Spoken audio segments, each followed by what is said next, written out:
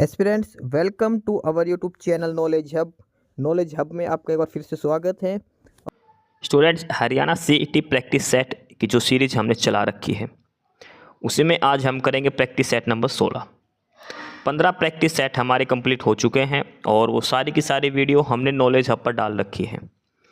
ठीक है, जो कैंडिडेट पहली बार ये क्लास देख रहा है वो ध्यान रखना, 15 प्रैक्टिस सेट हम डाल चुके हैं, सारी क्लासेस हैं, आप चेक कर सकते हैं। और ये आज हम प्रैक्टिस सेट नंबर 16 करेंगे। ये जो प्रैक्टिस सेट तैयार किया गया है इसमें 100% है और सेम पैटर्न है जो सीईटी पेपर का आएगा। एचएसएससी का सीईटी का जो पेपर होगा उसमें जिस पैटर्न से क्वेश्चन पूछे जाएंगे उसी पैटर्न पर ये प्रैक्टिस सेट तैयार किया गया है। इसके अंदर जीके है, हरियाणा जीके है, कंप्यूटर के पर्सन है, इसके अलावा इंग्लिश, हिंदी, रीजनिंग और मैथ, ये सारे टॉपिक इसके अंदर कवर किए गए हैं। टोटल 100% का ये प्रैक्टिस सेट तैयार किया गया है। और क्लास की पीडीएफ के लिए आपको डिस्क्रिप्शन बॉक्स में टेलीग्राम चैनल का लिंक मिलेगा नॉलेज हब के नाम से। आप Telegram channel knowledge hub download कर लेना, ज्वाइन कर लेना और जो क्लास पहली बार देख ला वो यूट्यूब पर भी नॉलेज हब को सब्सक्राइब जरूर कर लेना। काफ़ी इंपॉर्टेंट है ये, क्योंकि आप टॉपिक पढ़ चुके होगे बार बार, तो प्रैक्टिस सेट काफ़ी इंपॉर्टेंट हो जाते हैं कोई भी एग्जाम हो उसके लिए। तो ये मोस्ट इंपॉर्टेंट क्वेश्चंस के साथ तैयार किया प्रैक्टिस सेट है। और ये जो टेस्ट सीरीज है ये आर्यभट्ट एकेडमी के द्वारा तैयार की गई है और ये उनकी कॉन्टैक्ट डिटेल है। कोई भी कोर्स वगैरह की कोई भी डिटेल आपको चाहिए तो यहाँ पे कॉन्टैक्ट कर सकते हैं। 15 प्रैक्टिस सेट हमारे हो चुके हैं और आज प्रैक्टिस सेट नंबर हम 16 करने वाले हैं। सारे क्वेश्चन हम अच्छे से एक्सप्लेन करते हैं, सारी चीज़ें आपको अच्छे से इसमें समझाई जाती हैं। क्लास की PDF knowledge hub Telegram channel पर मिलेगी, लिंक है डिस्क्रिप्शन बॉक्स में। जो पहली बार क्लास देख रहा वो यूट्यूब पर भी सब्सक्राइब जरूर कर लेना नॉलेज हब को। तो चलिए प्रैक्टिस सेट नंबर 16 का, और ये सबसे पहले हम स्टार्ट करते हैं इसमें जीके से। पहले जीके आएगी, इसमें कुछ कंप्यूटर के प्रश्न आएंगे, उसके बाद आपकी आएगी हरियाणा जीके। तो प्रश्न नंबर 1 दिया है इसमें जीके का, निम्नलिखित में से किसने काल्पनिक वैज्ञानिक उपकरणों पर पुस्तक लिखी? Who among the following has written a book on imaginary scientific equipments? Bhoj, Chandravarman, Govindraj या फिर महिपाल?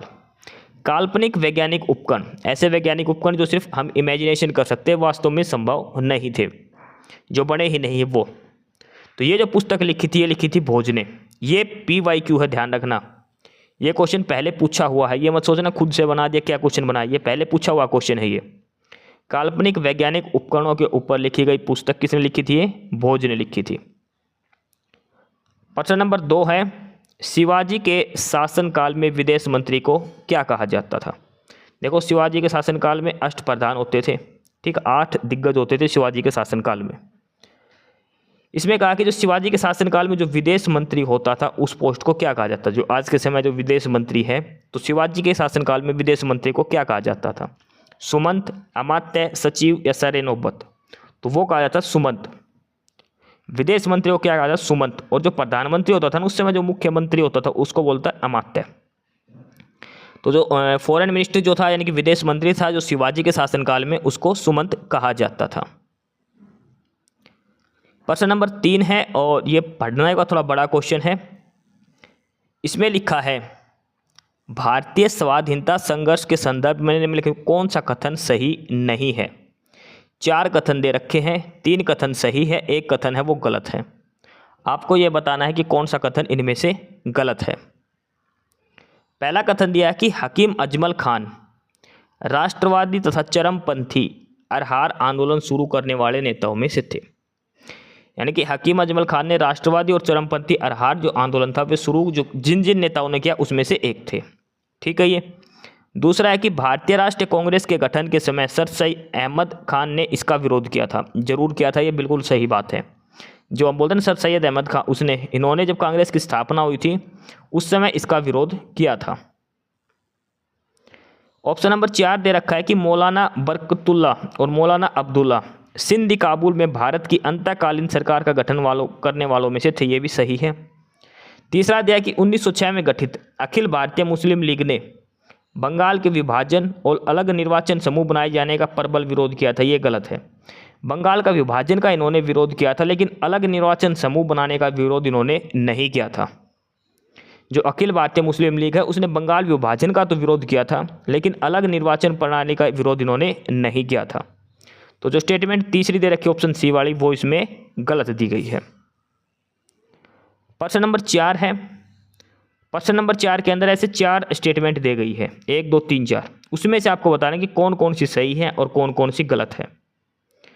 4 में से कौन सी सही है ये आपको बताना है। इसमें से पहला कथन दिया है इसमें से कि उच्चतम न्यायालय यानी कि सुप्रीम कोर्ट के लिए यह बाध्यकारी है कि वह राष्ट्रपति द्वारा निर्देशित किसी भी मामले में अपना मत व्यक्त करे।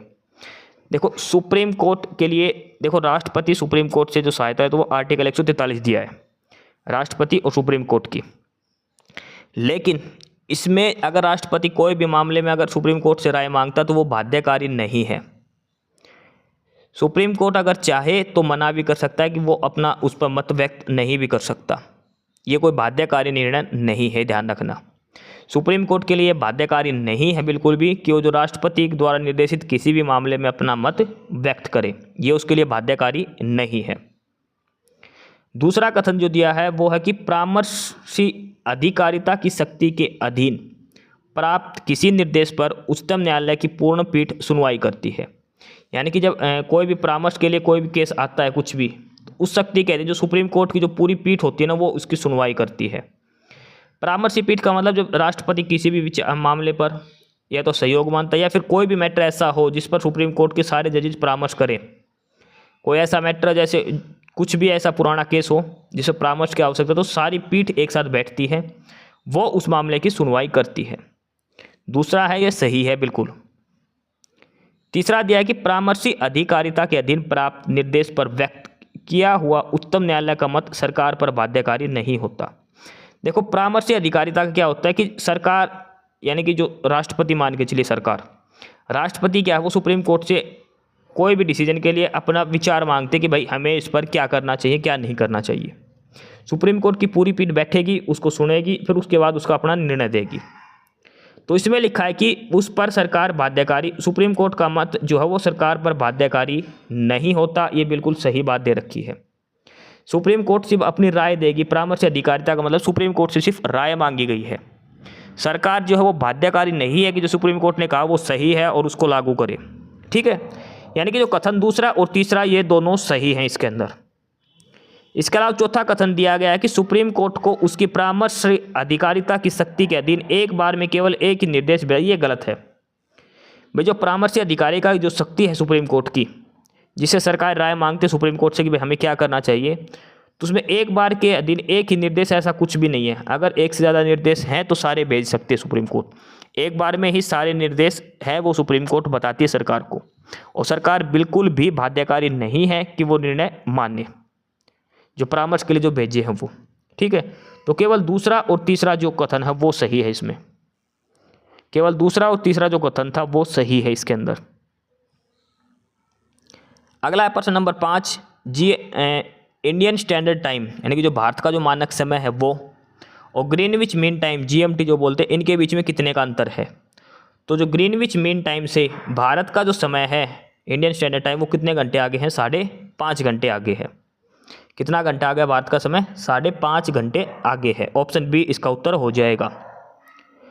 प्रश्न नंबर 6 दिया है कि मगरमच्छ एवं घड़ियालों का संरक्षण कहाँ किया जा रहा है।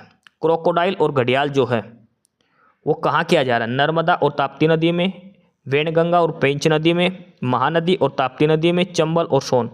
देखो चंबल के डाकू हो गए। चंबल नदी जो फेमस है ना, वो मगरमच्छों के लिए फेमस है। चंबल नदी, चंबल नदी में सबसे ज़्यादा मगरमच्छ पाए जाते हैं। मगरमच्छ और घड़ियालों का संरक्षण केंद्र चंबल और सोन नदी के अंदर है। चंबल नदी कहाँ पर है? ये मध्य प्रदेश के अंदर है। चंबल और सोन नदी में मगरमच्छ और घड़ियालों का संरक्षण किया जाता है। एक प्रश्न है कि हरियाणा में मगरमच्छ यानी कि जो क्रोकोडाइल जो प्रजनन केंद्र है वो कहाँ पर है। मगरमच्छ प्रजनन केंद्र हरियाणा में कहाँ पर है? तो वो है भोर सैदान में। भोर सैदान कहाँ पर है? ये कुरुक्षेत्र के अंदर। हरियाणा में मगरमच्छ प्रजनन केंद्र ये है भोर सैदान, कुरुक्षेत्र के अंदर है, ये ध्यान रखना। वैसे नदी की बात करो, चंबल और सोन नदी में मगरमच्छ और घड़ियालों का संरक्षण किया जा रहा है। प्रश्न नंबर 7 दिया है कि मनुष्य की आंख में प्रकाश तरंगे किस स्थान पर उद्देश्यों में at which part of the human eye the electric waves convert to impulse ligament. जो प्रकाश तिरंगे हैं वो इम्पल्स वेव में जो है वो बदले जाते हैं। मानव की आंख के किस हिस्से के अंदर जो इलेक्ट्रिक वेव्स हैं वो इम्पल्स में चेंज होती है? कॉर्निया में, आई स्टार, रेटिना या फिर लेंस? तो वो होती है हमारी रेटिना पे। इमेज जो बनती है कोई भी आकृति हमारी आंख में कहाँ बनती है? रेटिना के ऊपर। ठीक है, आंख के अंदर जो भी चीज़ हम देखते हैं उसकी जो इमेज बनती है वो हमारी आंख के रेटिना वाले हिस्से पर बनती है। यहीं पर जो इलेक्ट्रिक वेव जो है वो इम्पल्स में कन्वर्ट होती है। ऑप्शन सी इसका उत्तर हो जाएगा रेटिना पर। प्रश्न नंबर 8 दिया है, निम्नलिखित में से कौन लुब्रिकेंट के रूप में प्रयोग किया जाता है? Which of the following is use as lubricant? 4 option इसमें से एक चीज़ ऐसी है जो लुब्रिकेंट के रूप में प्रयोग की जाती है। क्यूपराइट, हेमेटाइट, साइराइड और ग्रेफाइट। लुब्रिकेंट के रूप में किसे प्रयोग किया जाता है? तो वो क्या है? ग्रेफाइट। ध्यान रखना, ग्रेफाइट सबसे अच्छा जो लुब्रिकेंट है उनमें शामिल है। ये ग्रेफाइट का प्रयोग किया जाता है लुब्रिकेंट के लिए। खासकर जो रेलवे के जो पार्ट्स होते हैं ना, रेल के जो हैवी पार्ट्स होते हैं उनमें ग्रेफाइट का यूज किया जाता है लुब्रिकेंट के रूप में। ध्यान रखना, ऑप्शन बी इसका आंसर आ जाएगा ग्रेफाइट। प्रश्न नंबर 9 दिया है, अक्सर सुर्खियों में रहने वाली स्टेम कोशिका यानी कि स्टेम सेल, उनके बारे में कौन सा कथन सही है? स्टेम सेल्स के बारे में आपको बताना कौन सा कथन सही है।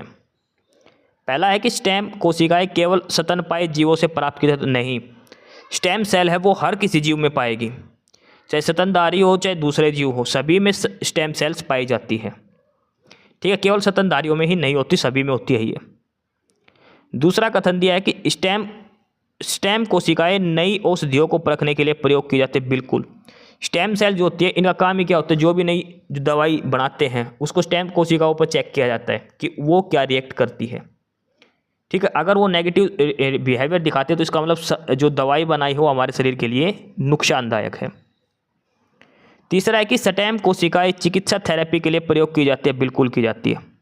स्टेम सेल जो होती है ना वो कोई भी थेरेपी वगैरह होती है उस स्टेम सेल की सहायता से ही मदद ली जाती है उनकी। कोई भी सोल्व करने के लिए कोई ऐसी बीमारी जो लाइलाज बीमारी है तो उस पर जो एक्सपेरिमेंट किया जाता है स्टेम सेल्स पर ही किया जाता है और इन पर ही नई दवाइयों का प्रयोग किया जाता है स्टेम सेल्स पर। तो कथन जो दूसरा और तीसरा है ये सही है, पहले वाला ये गलत है। ठीक है, दूसरा और तीसरा कथन सही है इसके अंदर। प्रश्न नंबर 10 दिया है, किस देश के वैज्ञानिकों ने एक ऐसा कृत्रिम रक्त बनाया है जो प्लास्टिक रक्त की किस्म है जिसे किसी मरीज को उसके रुधिर किस्म का विचार किए बिना दिया जा सकता है? यानी कि एक ऐसा आर्टिफिशियल खून बना दिया है, प्लास्टिक का खून, प्लास्टिक खून बोलते हैं उसको। जैसे अब किसी का ए पॉजिटिव है तो उसको ए पॉजिटिव चढ़ाना पड़ेगा, किसी का ए बी पॉजिटिव तो ए बी खून चढ़ाना पड़ेगा। लेकिन एक देश ऐसा इसने एक आर्टिफिशियल खून बना दिया। अब उसको ये मतलब नहीं कि शरीर के अंदर कौन सा ब्लड ग्रुप है, बिना ब्लड ग्रुप जाने सीधा खून चढ़ा सकते हैं। प्लास्टिक का खून बोलते हैं इसको, प्लास्टिक ब्लड उसको कहा जाता है। एक ऐसा देश जिसने आर्टिफिशियल खून बना दिया है, यूएसए, चाइना, ब्रिटेन या फिर नॉर्वे? हर चीज़ का उत्तर चाइना नहीं होता, ध्यान रखना आर्टिफिशियल चीज़ बनाने में। ये है ब्रिटेन। ब्रिटेन ने एक ऐसा खून बना दिया आर्टिफिशियल खून, प्लास्टिक का ब्लड बोलते हैं इसको। ये किसी भी व्यक्ति को चढ़ा सकते हैं, उसका ये भी नहीं जानने की जरूरत कि उसका ब्लड ग्रुप क्या है, ए है, बी है, ए बी है, ओ है, कुछ भी जानने की जरूरत नहीं है। प्रश्न नंबर 11 है कि अगस्त 2024 से पहले तमिलनाडु के उप मुख्यमंत्री के रूप में किसे बनाना था? तमिलनाडु का उप मुख्यमंत्री वो बना था उदयनिधि स्टालिन। ये तमिलनाडु से रिलेटेड क्वेश्चन था। प्रश्न नंबर 12 है कि आईपीएस किस राज्य के नए डीजीपी? ये छोड़ो, आपको ये बताना है कि हरियाणा के डीजीपी कौन है। हम हरियाणा सीईटी की तैयारी कर रहे हैं तो हमें हरियाणा से संबंधित ही ध्यान रखना है। हरियाणा के डीजीपी कौन है? डीजीपी मतलब director general of police. Haryana के डीजीपी की बात करें तो वो कौन है? तो वो है शत्रुजीत कपूर। शत्रुजीत कपूर हरियाणा के नए डीजीपी हैं। प्रश्न नंबर 13 है, हाई पावर माइक्रो प्रोसेसर क्या है? ये यहाँ से कंप्यूटर के प्रश्न स्टार्ट होते हैं। हाई पावर माइक्रो प्रोसेसर क्या है? Pentium, Pentium pro, Pentium 2, Pentium 3, Pentium 2। तो हाई पावर माइक्रो प्रोसेसर सारे हैं, पेंटियम के जितने भी वर्जन हैं नहीं सारे, ये हाई पावर माइक्रो प्रोसेसर हैं। पेंटियम 2, पेंटियम 3, पेंटियम प्रो, ये सारे के सारे हाई पावर के माइक्रो प्रोसेसर होते हैं। प्रश्न नंबर 14 है compiler translate high level programme into machine language program which is called. देखो एक चीज़ ध्यान रखना, कंप्यूटर के जो प्रश्न है ना वो इंग्लिश में ही करने की कोशिश करना। हिंदी में कंप्यूटर कुछ ऐसे शब्द होते हैं जो इंग्लिश में ही समझ में आते हैं, तो कंप्यूटर के प्रश्न कोशिश करना आप इंग्लिश में ही याद करो। इसमें लिखा है कि कंपाइलर का काम क्या होता है कि जो हाई लेवल प्रोग्राम लैंग्वेज होती है उसको मशीन लैंग्वेज में बनाता है। एक चीज़ तो ये ध्यान रखना, इस प्रश्न के अंदर ही एक प्रश्न दिया गया है, ये कंपाइलर का जो काम होता है वो हाई लेवल जो प्रोग्राम लैंग्वेज होती है उसको मशीन लैंग्वेज प्रोग्राम में बदलना। ये किसका काम होता है? कंपाइलर का। कई बार ये पूछा जाता है कि जो हाई लेवल प्रोग्रामिंग लैंग्वेज होती है उसको मशीन लैंग्वेज प्रोग्राम में कौन बदलता है? कंपाइलर। ठीक है, तो जो चेंज करता है वो कौन सा होता है? तो वो होता है सोर्स कोड। सोर्स कोड जो होता है, जो मशीन लैंग्वेज जो बनी है वो क्या होता है? Source code. सारा प्रोग्राम यहीं से चलेगा। हाई लेवल जो प्रोग्राम होता है उसको मशीन लैंग्वेज में बदलता है, उसको सोर्स कोड के अंदर बदला जाता है, उसके बाद वो प्रोग्राम आगे काम करता है। प्रश्न नंबर 15 दिया है कि माइक्रोसॉफ्ट वर्ड में जो होम टैब के तहत फ़ॉन्ट सुविधा में उपलब्ध सबसे बड़ा फ़ॉन्ट आकार क्या है? जो माइक्रोसॉफ्ट वर्ड के अंदर जब हम देखते हैं, ठीक है, तो उसके अंदर होम टैब होते हैं ऊपर ऊपर ऐसे, तो यहाँ पर एक फ़ॉन्ट का ऑप्शन होता है, उस पर क्लिक करके हम कोई भी साइज कर सकते हैं। तो फ़ॉन्ट सीरीज कितने की कहाँ से लेकर कहाँ तक होती है? 2 से 200, 33 से 25, 0 से 1638 या 1 से 1638। तो वो जो होती है वो होती है 1668, 1638 तक, 1638 तक फ़ॉन्ट साइज। प्रश्न नंबर 16 दिया है उस योजना का नाम बताएं जिसका लक्ष्य घरेलू उपभोक्ताओं को सब्सिडी युक्त दरों पर एलईडी बल्ब देना। आपको याद होगा एक बार सभी गाँव में एलईडी बल्ब बांटे गए थे, ठीक है, सरकार की तरफ से सब्सिडी देकर। किस स्कीम के तहत वो बांटे गए थे? किस स्कीम के तहत वो एलईडी बल्ब बांटे गए थे? बल्ब योजना, उजाला योजना, रोशन योजना, हर घर बिजली योजना। तो वो थी उजाला स्कीम, आपको नाम भी याद होगा।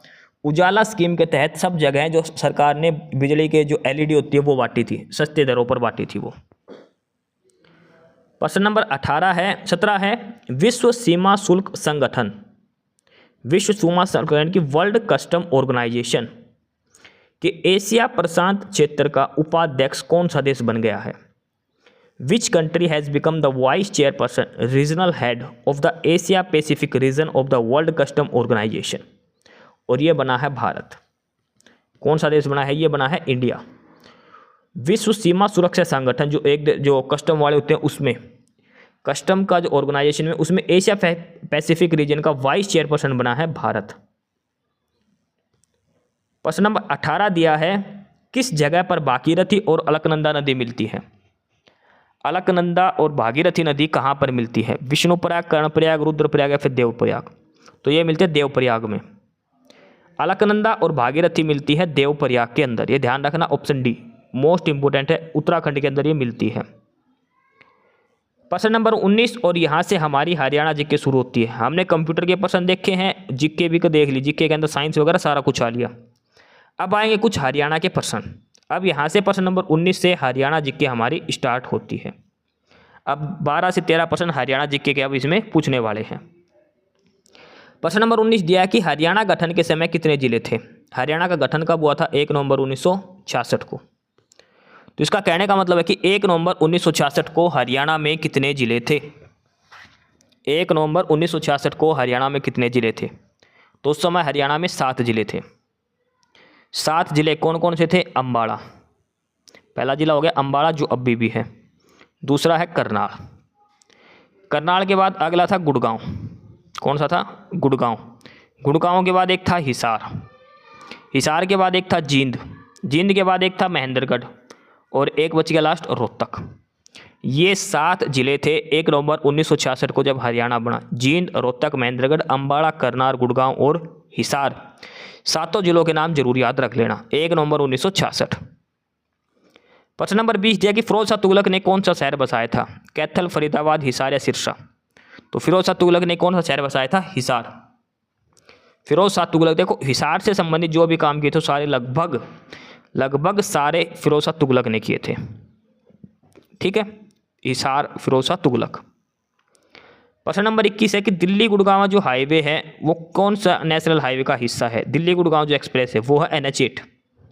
जो दिल्ली जयपुर जो हाईवे बोलते हैं वो NH8 पर है और इसी पर आता है दिल्ली और गुड़गांव बीच में। दिल्ली गुड़गांव एक्सप्रेस वे है वो NH8 पर है, दिल्ली जयपुर हाईवे पर। प्रश्न नंबर 22 है कि जननायक जनता पार्टी यानी कि JJP और JJP के हेड कौन थे? दुष्यंत चौटाला। इन्होंने विधानसभा चुनाव हुए थे 2019 में, उसमें कितनी सीट जीती थी JJP ने? 11, 12, 10 या 15? तो JJP ने 2019 के इलेक्शन में 10 सीट जीती थी और BJP के साथ गठबंधन की सरकार बनाई थी। CM बने थे मनोहर लाल खट्टर जी और डिप्टी CM बने थे दुष्यंत चौटाला। 2019 के अंदर JJP की 10 सीटें आई थी। प्रश्न 23 है कि सितारा स्मारक की समाधि है। सितारा स्मारक किसकी समाधि है? ताराचंद महाराज या नारायण स्वामी? तो सितारा जो स्मारक है ये किसकी समाधि है? ताराचंद महाराज की। देखो इसका नाम सितारा, ये तारा के नाम से, तारा यानी कि स्टार, तारा का दूसरा नाम सितारा है, इसलिए इसका नाम सितारा स्मारक रखा गया है। ताराचंद महाराज जी की समाधि है सितारा स्मारक। अब ये ताराचंद महाराज जी कौन है? आपने राधा स्वामी के जो सत्संग वो देखे होंगे, आश्रम जगह जगह पर राधा स्वामी, उनके 5वें गुरु थे। ठीक है, राधा स्वामी जो होता है उसके 5वें गुरु थे ताराचंद जी, उनके नाम पर है सितारा स्मारक। इनको बोलते थे बड़े महाराज जी के नाम से भी। ताराचंद महाराज हैं, इनका स्मारक था सितारा स्मारक। राधा स्वामी जो सत्संग वाले जो होते हैं ना, आपने देखे होंगे हर डिस्ट्रिक्ट में हर जगह इनके आश्रम है राधा स्वामी के, उनके 5वें गुरु थे। ठीक है, बड़े महाराज के नाम से भी इनको जाना जाता है। एक ऑप्शन है इसमें, ऑप्शन डी है शिवाजी गुरु गोविंद सिंह। गुरु गोविंद सिंह थे जो सिखों के 10वें गुरु थे, ये भी ध्यान रखना। गुरु गोविंद सिंह सिखों के 10वें गुरु थे। प्रश्न नंबर 24 है कि केसर हिंद किसे दिया गया था? वो दिया गया था महात्मा गांधी को। महात्मा गांधी को। एक है लाला मुरलीधर। लाला मुरलीधर को केसर हिंद, लेकिन इनको एक उपाधि दी गई थी और वो दी गई थी राय बहादुर की उपाधि। राय बहादुर की उपाधि इनको दी गई थी लाला मुरलीधर को। राय बहादुर और सर की उपाधि लाला मुरलीधर को दी गई थी। ठीक है, और इसी को ही कई बार केसरी हिंद कहा जाता है, लाला मुरलीधर को ही। राय बहादुर और सर की उपाधि इनको दी गई थी लाला मुरलीधर को, लेकिन जो 13 अप्रैल 1919 को जो जलियांवाला बाग हत्याकांड हुआ था उस समय इन्होंने ये उपाधि त्याग दी थी। 13 अप्रैल 1919 को जो जलियांवाला बाग हत्याकांड हुआ था तब लाला मुरलीधर ने राय बहादुर और सर की उपाधि त्याग दी थी। राय बहादुर कहाँ से थे? ये थे अम्बाड़ा से। लाला मुरलीधर कहाँ से थे? अम्बाड़ा से थे। प्रश्न नंबर 25 है मिड डे मील स्कीम किस विभाग के अंतर्गत आती है? मिड डे मील जो स्कूलों में जो राशन मिलता है वो, तो ये आती है department of school education and literacy. Department of school education and literacy के अंदर। मिड डे मील स्कीम का नया नाम हो गया है PM पोषण योजना। PM पोषण योजना। ठीक है, मिड डे मील स्कीम का नया नाम है। मिनिस्ट्री ऑफ एजुकेशन के अंदर आती है department of school education and literacy. पोषण की फुल फॉर्म और ध्यान रखना, PO से बनता है पोषण, PO का मतलब पोषण ही है, SHA का मतलब है शक्ति, पोषण शक्ति, और N का मतलब है निर्माण। प्रधानमंत्री पोषण शक्ति निर्माण, यह है PM पोषण की फुल फॉर्म। PO का मतलब पोषण, SHA का मतलब शक्ति, N का मतलब निर्माण। प्रधानमंत्री पोषण शक्ति निर्माण। Ministry of education, department of school education and literacy, ये है मिड डे मील स्कीम का नया नाम PM पोषण योजना। प्रश्न नंबर 26 दिया है कैथल की स्थापना कथित रूप से महाभारत के किस मिथकीय पात्र के द्वारा की गई थी? यानी कैथल की स्थापना महाभारत के किस पात्र ने करी थी? भीम, भीष्म पितामह, द्रोणाचार्य, फिर युधिष्ठिर। गुरु द्रोणाचार्य है ना, इनके नाम से किसका नाम पड़ा था? गुरुग्राम। गुड़गांव जो है वो गुरु द्रोणाचार्य के नाम पर था। और जो कैथल है ये बसाया था युधिष्ठिर ने। कैथल की स्थापना किसने करी थी? युधिष्ठिर ने करी थी। पांडवों के सबसे ज्येष्ठ जो थे, सबसे बड़े जो पांडव थे, सबसे प्रथम नंबर के वो थे युधिष्ठिर, उन्होंने करी थी कैथल की स्थापना।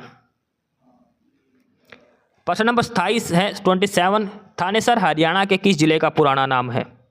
हरियाणा के किस जिले का पुराना नाम थानेसर है? वो सभी को पता, क्या नाम है? कुरुक्षेत्र। कुरुक्षेत्र का जो नाम है वो क्या था? पहले थानेसर था।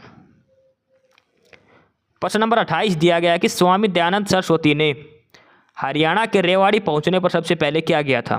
स्वामी दयानंद सरस्वती जब हरियाणा में रेवाड़ी में आए तो उन्होंने सबसे पहले क्या नया काम किया था? मंदिर बनाए थे, धर्मशाला बनाई थी, गौशाला बनाई थी, या फिर दयानंद मठ बनाया था? तो स्वामी दयानंद सरस्वती ने सबसे पहले काम किया था, वहाँ पर क्या खोली थी? गौशाला। आज भी हरियाणा की सबसे बड़ी गौशाला, अब तो चेंज हो चुकी है, पहले सबसे बड़ी गौशाला रेवाड़ी में ही थी ये। स्वामी दयानंद सरस्वती ने रेवाड़ी में गौशाला बनाई थी। हरियाणा की सबसे पहली गौशाला बनी थी रेवाड़ी के अंदर। और कब की बात? ये 1880 की बात है। ये 1880 में ये रेवाड़ी आए थे स्वामी दयानंद सरस्वती। प्रश्न नंबर 29 है कि Haryana dairy development cooperative federation limited के उत्पाद बाजार में किस नाम से बिकते हैं? हरियाणा डेयरी डेवलपमेंट जो फेडरेशन है उसके जो प्रोडक्ट जो बनाते हैं वो बाजार में किस नाम से मिलते हैं? गोवर्धन, गायत्री या बिट्टा? तो वो है बिट्टा। आपने बिट्टा घी सुना होगा। बिट्टा के जो भी प्रोडक्ट हैं ये कौन बनाती है? हरियाणा सरकार का एक डिपार्टमेंट है, Haryana dairy development cooperative federation, ये बनाता है बिट्टा के प्रोडक्ट सारे के सारे। प्रश्न नंबर 30 दिया है, हरियाणा के दिल्ली के निम्नलिखित किस कौन सा मुख्यमंत्री का जन्म हरियाणा में होता है? सभी को पता है, अरविंद केजरीवाल। दिल्ली का ऐसा सीएम जो हरियाणा से संबंधित है वो अरविंद केजरीवाल। सुषमा स्वराज का भी नाम आपने सुना होगा, वो भी अम्बाड़ा से संबंधित थी। सुषमा स्वराज भारत की विदेश मंत्री भी रह चुकी थी वो, सुषमा स्वराज। और उन्हीं के नाम पर अम्बाड़ा सिटी जो बस स्टैंड है उसका नाम रखा गया सुषमा स्वराज बस स्टैंड। प्रश्न नंबर 31 दिया है, पर्यटकों को आकर्षण क्षेत्र मोरनी हिल्स हरियाणा के किस जिले में है? मोरनी हिल और टिक्करताल। टिक्करताल आपने भी नाम सुना होगा, कहाँ पर है? मोरनी में ही है। मोरनी हिल, टिक्करताल, ये दोनों कहाँ पर है? हरियाणा डिस्ट्रिक्ट के अंदर है। कहाँ पर? पंचकुला के अंदर। ध्यान रखना, अम्बाड़ा में नहीं पड़ती, ये पड़ती है पंचकुला के अंदर। टिक्करताल और मोरनी हिल्स। मोरनी हिल की सबसे ऊंची चोटी का नाम करो है, ध्यान रखना, कैरो है। ये है मोरनी हिल्स की सबसे ऊंची चोटी का नाम, करो। हरियाणा की सबसे ऊंची चोटी पूछे तो करो ही है, ठीक है, टिक्करताल और मोरनी हिल्स। प्रश्न नंबर 32 दिया कि मई 2015 को अपनी खेल नीति में किस खेल को हरियाणा राज्य ने शामिल किया है? हरियाणा सरकार की जो खेल नीति 2015 है उसमें एक नया खेल शामिल किया था हरियाणा, कौन सा? डिफलिम्पिक्स, पुल, नौका दौड़ या इनमें से कोई नहीं? तो वो था डिफलिम्पिक्स। डिफलिम्पिक्स मतलब डीफ यानी कि जो बहरे जो खिलाड़ी होते हैं उनका ओलंपिक। मल्टीपल स्पोर्ट्स इवेंट इसके अंदर होती है। डीफ जो एथलीट होते हैं उनके लिए ये डीफ ओलंपिक्स जो है वो हरियाणा सरकार ने अपनी स्पोर्ट्स पॉलिसी में शामिल किया था। 2015 की जो स्पोर्ट्स पॉलिसी है उसमें। प्रश्न नंबर 33 दिया कि वर्ष 2011 की जनगणना के अनुसार हरियाणा के किस जिले में महिलाओं की जनसंख्या सर्वाधिक है? 2011 की, देखो जो डाटा आएगा ना सेंसस का, जो जनगणना आएगी वो सिर्फ 2011 की ही आएगी, क्योंकि 2011 के बाद दोबारा जनगणना नहीं हुई है। 2021 में होनी थी लेकिन कोविड की वजह से वो नहीं हो पाई। तो 2011 की जनगणना के अनुसार हरियाणा के किस जिले में सबसे ज़्यादा महिलाएं हैं? गुड़गांव, भिवानी, करनाल या फरीदाबाद? तो वो है फरीदाबाद डिस्ट्रिक्ट के अंदर। यहाँ पे सिर्फ हो रही है महिलाओं की पॉपुलेशन की बात। अगर हम सेक्स रेशियो की बात करें तो सेक्स रेशियो में जो वो है अब फरीदाबाद का वो कितना है? 873। फरीदाबाद का सेक्स रेशियो 2011 की जनगणना के अनुसार 873 है, ये भी आप ध्यान रखना। प्रश्न नंबर 34 दिया कि हरियाणा का कौन सा जिला कपास उत्पादन जिलों में से नहीं है? कपास कहाँ पर पैदा नहीं होती? देखो कपास कहाँ पैदा होती है पहले तो ध्यान रखना, काली मिट्टी के अंदर। जो काली मिट्टी जहाँ भी होगी वहीं पर कपास पैदा होती है, ध्यान रखना। कपास के लिए कौन सी मृदा उपयुक्त पाई जाती है? ब्लैक सोइल बोलते हैं इसको, काली मिट्टी, ये मोस्ट इंपोर्टेंट होती है। सिरसा, रेवाड़ी, सोनीपत, इधर काली मिट्टी है। लेकिन जो अम्बाड़ा है ना, अम्बाड़ा ये है शिवालिक क्षेत्र के अंदर, शिवालिक की पहाड़ियों के पास, और यहाँ पर काली मिट्टी नहीं पाई जाती, यहाँ पर पाई जाती है लाल मिट्टी अम्बाड़ा के अंदर। इस वजह से अम्बाड़ा की साइड कपास नहीं होती। अम्बाड़ा, पंचकुला, इधर कपास नहीं होती। कपास होती है सिरसा, रेवाड़ी, सोनीपत। कपास के लिए सबसे उपयुक्त जो मृदा होती है वो काली मिट्टी कपास के लिए सबसे उपयुक्त होती है। प्रश्न नंबर 35 दिया है, ये मंदिर दिया है और ये निर्माण का वर्ष, यानी किस मंदिर का निर्माण किस साल में हुआ था। काफ़ी इंपॉर्टेंट है तीनों के तीनों मंदिर। पहला दिया है बिड़ला मंदिर, दूसरा है अग्रोहा मंदिर, तीसरा है रुडमल मंदिर। बिड़ला मंदिर, अग्रोहा मंदिर और रुडमल मंदिर। बिड़ला मंदिर की बात करें तो ध्यान रखना, एक चीज़ और ध्यान रखना, ये पूछे गए हैं हरियाणा के सारे तीनों मंदिर ये हरियाणा के हैं। क्यों है मैं समझाता हूँ। बिड़ला मंदिर 1952, लेकिन ध्यान रखना भारत में सबसे पहले बिड़ला मंदिर कहाँ पे बना था? दिल्ली के अंदर। बिड़ला मंदिर अगर पूछे भारत में सबसे पहले कहाँ बना था? दिल्ली में बना था। कब बना था? 1939 में। लेकिन बिड़ला मंदिर 1952 में ये बना था कुरुक्षेत्र के अंदर। हरियाणा में अगर पूछे बिरला मंदिर कब बना, तो बना था 1952 में। कहाँ पर? कुरुक्षेत्र के अंदर। भारत में सबसे पहले बिरला मंदिर कहाँ बना था? दिल्ली में 1939 में। ये ध्यान रखना इसमें। अग्रोहा मंदिर ये हिसार के अंदर है। अग्रोहा मंदिर जो है इसका निर्माण शुरू हुआ था 1976 में और बना था 1984 में। 1976 में शुरू हुआ था बनना और 1984 में पूरा हुआ था अग्रोहा मंदिर हिसार। और रुडमल जो मंदिर है ये बना था 1892 में। तीनों ही काफ़ी इंपॉर्टेंट है। बिरला मंदिर 1952, अग्रोहा मंदिर 1976 में शुरू हुआ था, 1984 में बना था। रुडमल मंदिर 1852। बिरला मंदिर दिल्ली में बना था 1939 में और बिरला मंदिर कुरुक्षेत्र में बना था 1952 में। सबसे पुराना मंदिर कौन सा है? रुडमल मंदिर है। हरियाणा का सबसे पुराना मंदिर है कार्तिकेय मंदिर। प्रश्न नंबर 36 दिया है, हरियाणा के निम्नलिखित में से किस जिले में लाल चेस्टन मिट्टी पाई जाती है? हरियाणा के निम्नलिखित में से किस जिले में लाल चेस्टन मिट्टी पाई जाती है? जो रेड चेस्टन सॉइल है वो हरियाणा के किस जिले में पाई जाती है? तो जो लाल चेस्टन जो मिट्टी है ये पाई जाती है शिवालिक वाले क्षेत्रों में। शिवालिक की जो पहाड़ियाँ जो हरियाणा के नॉर्थ उत्तरी हरियाणा में जो है शिवालिक की पहाड़ियाँ, वहाँ पर लाल चेस्टन ये मिट्टी पाई जाती है। अब शिवालिक की पहाड़ियाँ कहाँ पर है? पंचकुला है, अम्बाड़ा है और यमुनानगर है। तो इन तीनों डिस्ट्रिक्ट के अंदर लाल मिट्टी पाई जाती है, लाल चेस्टन मिट्टी। तो इनमें से क्या है? अम्बाड़ा, यमुनानगर और पंचकुला।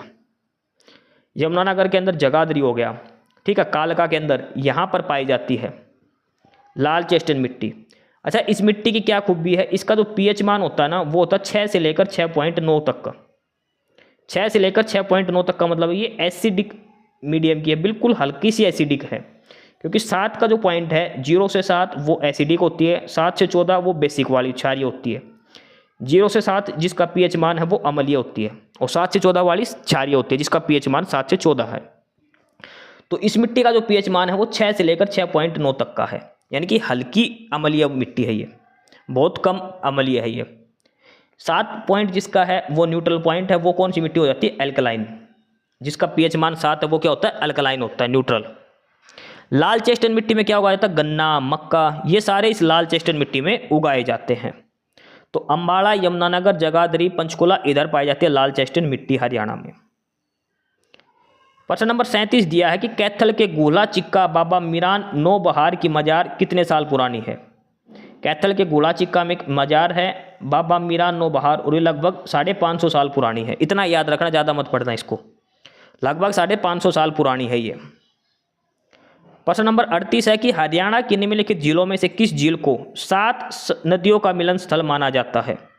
7 सरस्वती नदियाँ नहीं कि 7 नदियों का मिलन स्थल माना जाता है, किस झील को? करनाल सरोवर, हथिनी कुंड, बडखल झील या सन्निहित सरोवर? तो यह है सन्निहित सरोवर। सन्निहित सरोवर कहाँ पर है? कुरुक्षेत्र के अंदर है और यह माना जाता है 7 पवित्र नदियों का मिलन स्थल माना जाता है सन्निहित सरोवर को। कुरुक्षेत्र के अंदर है, सबसे पवित्र है। अमावस्या, सोमवती अमावस्या को खासकर यहाँ पे बहुत जबरदस्त मेला लगता है। कुरुक्षेत्र डिस्ट्रिक्ट के अंदर है सन्निहित सरोवर। देखो एक चीज ध्यान रखना, कुरुक्षेत्र के अंदर जो भी धार्मिक स्थल है उस पर प्रश्न जरूर आएगा। कुरुक्षेत्र के ऊपर एक कुरुक्षेत्र पे आएगा, एक सूरजकुंड पे आएगा, एक प्रश्न हरियाणा का मंत्रिमंडल पे आएगा। जरूर आंख बंद के कर याद कर लेना है 3 टॉपिक। तो प्रश्न नंबर 39 है, गुड़गांव में मारुति उद्योग की स्थापना कब हुई? गुड़गांव में मारुति उद्योग की, और इसके चारों ही ऑप्शन गलत हैं। देखो मारुति उद्योग की जापान में जो मारुति बनी थी सबसे पहले वो बनी थी 1981 में, जापान में स्थापना हुई थी 1981 में। भारत में आई और सबसे पहले कहाँ पर आई थी? भारत में गुड़गांव के अंदर। और ये गुड़गांव में कब आई थी? 1982 में, अक्टूबर 1982 की बात है ये। तो गुड़गांव में मारुति उद्योग की स्थापना हुई थी 1982 के अंदर। 1983 नहीं आएगा, 1982 इसका उत्तर आएगा। 1982 इस प्रश्न का उत्तर आएगा 39 का। 1983 नहीं, 1982 में हुई थी गुड़गांव के अंदर। जापान के अंदर 1981 में आई थी। याद कर लेना, काफ़ी इंपॉर्टेंट है ये। प्रश्न नंबर 40 हरियाणा जीके का आखिरी प्रश्न की हरियाणा को सर्वाधिक राजस्व किस जिले से प्राप्त होता है? तो सभी को पता कहाँ से? गुड़गांव। हरियाणा की जो फाइनेंस कैपिटल बोलते हैं, वित्तीय राजधानी, वो गुड़गांव को ही बोलते हैं। सबसे ज़्यादा राजस्व, सबसे ज़्यादा आमदनी जो हरियाणा सरकार की होती है वो गुड़गांव से ही होती है। सारे उद्योग सब कुछ गुड़गांव डिस्ट्रिक्ट के अंदर है। तो इसका आंसर हो जाएगा गुरुग्राम। तो ये हमारे 40 प्रश्न हो गए पूरे हरियाणा जीके पूरी। कंप्यूटर के प्रश्न देख लिए, जीके के प्रश्न देख लिए। अब आगे आएगी इंग्लिश, हिंदी और गणित और रीजनिंग। 4 टॉपिक हमारे बचते, प्रैक्टिस सेट नंबर हमारा 16 पूरा होएगा। 40% हो चुके। प्रश्न नंबर 41, यहाँ से हमारी इंग्लिश शुरू होती है। आगे है प्रश्न नंबर 41 और यहाँ से हमारी इंग्लिश शुरू होती है। जीके, हरियाणा जीके कंप्यूटर हम कर चुके हैं।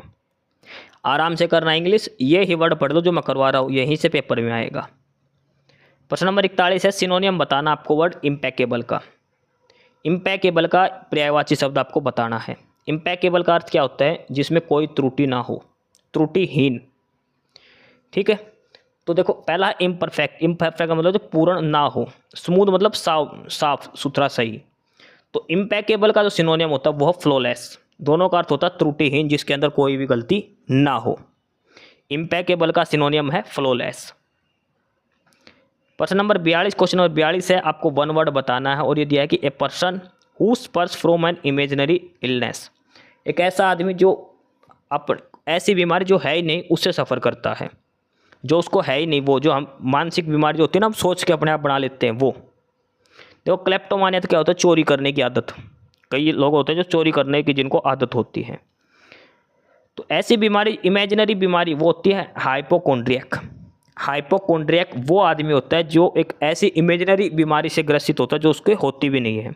हाइपोकोंड्रिक ये सबसे ज़्यादा इंपॉर्टेंट है, ये याद कर लेना। ये पर्सन हाइपोकोंड्रिक का मोस्ट इंपॉर्टेंट है ये।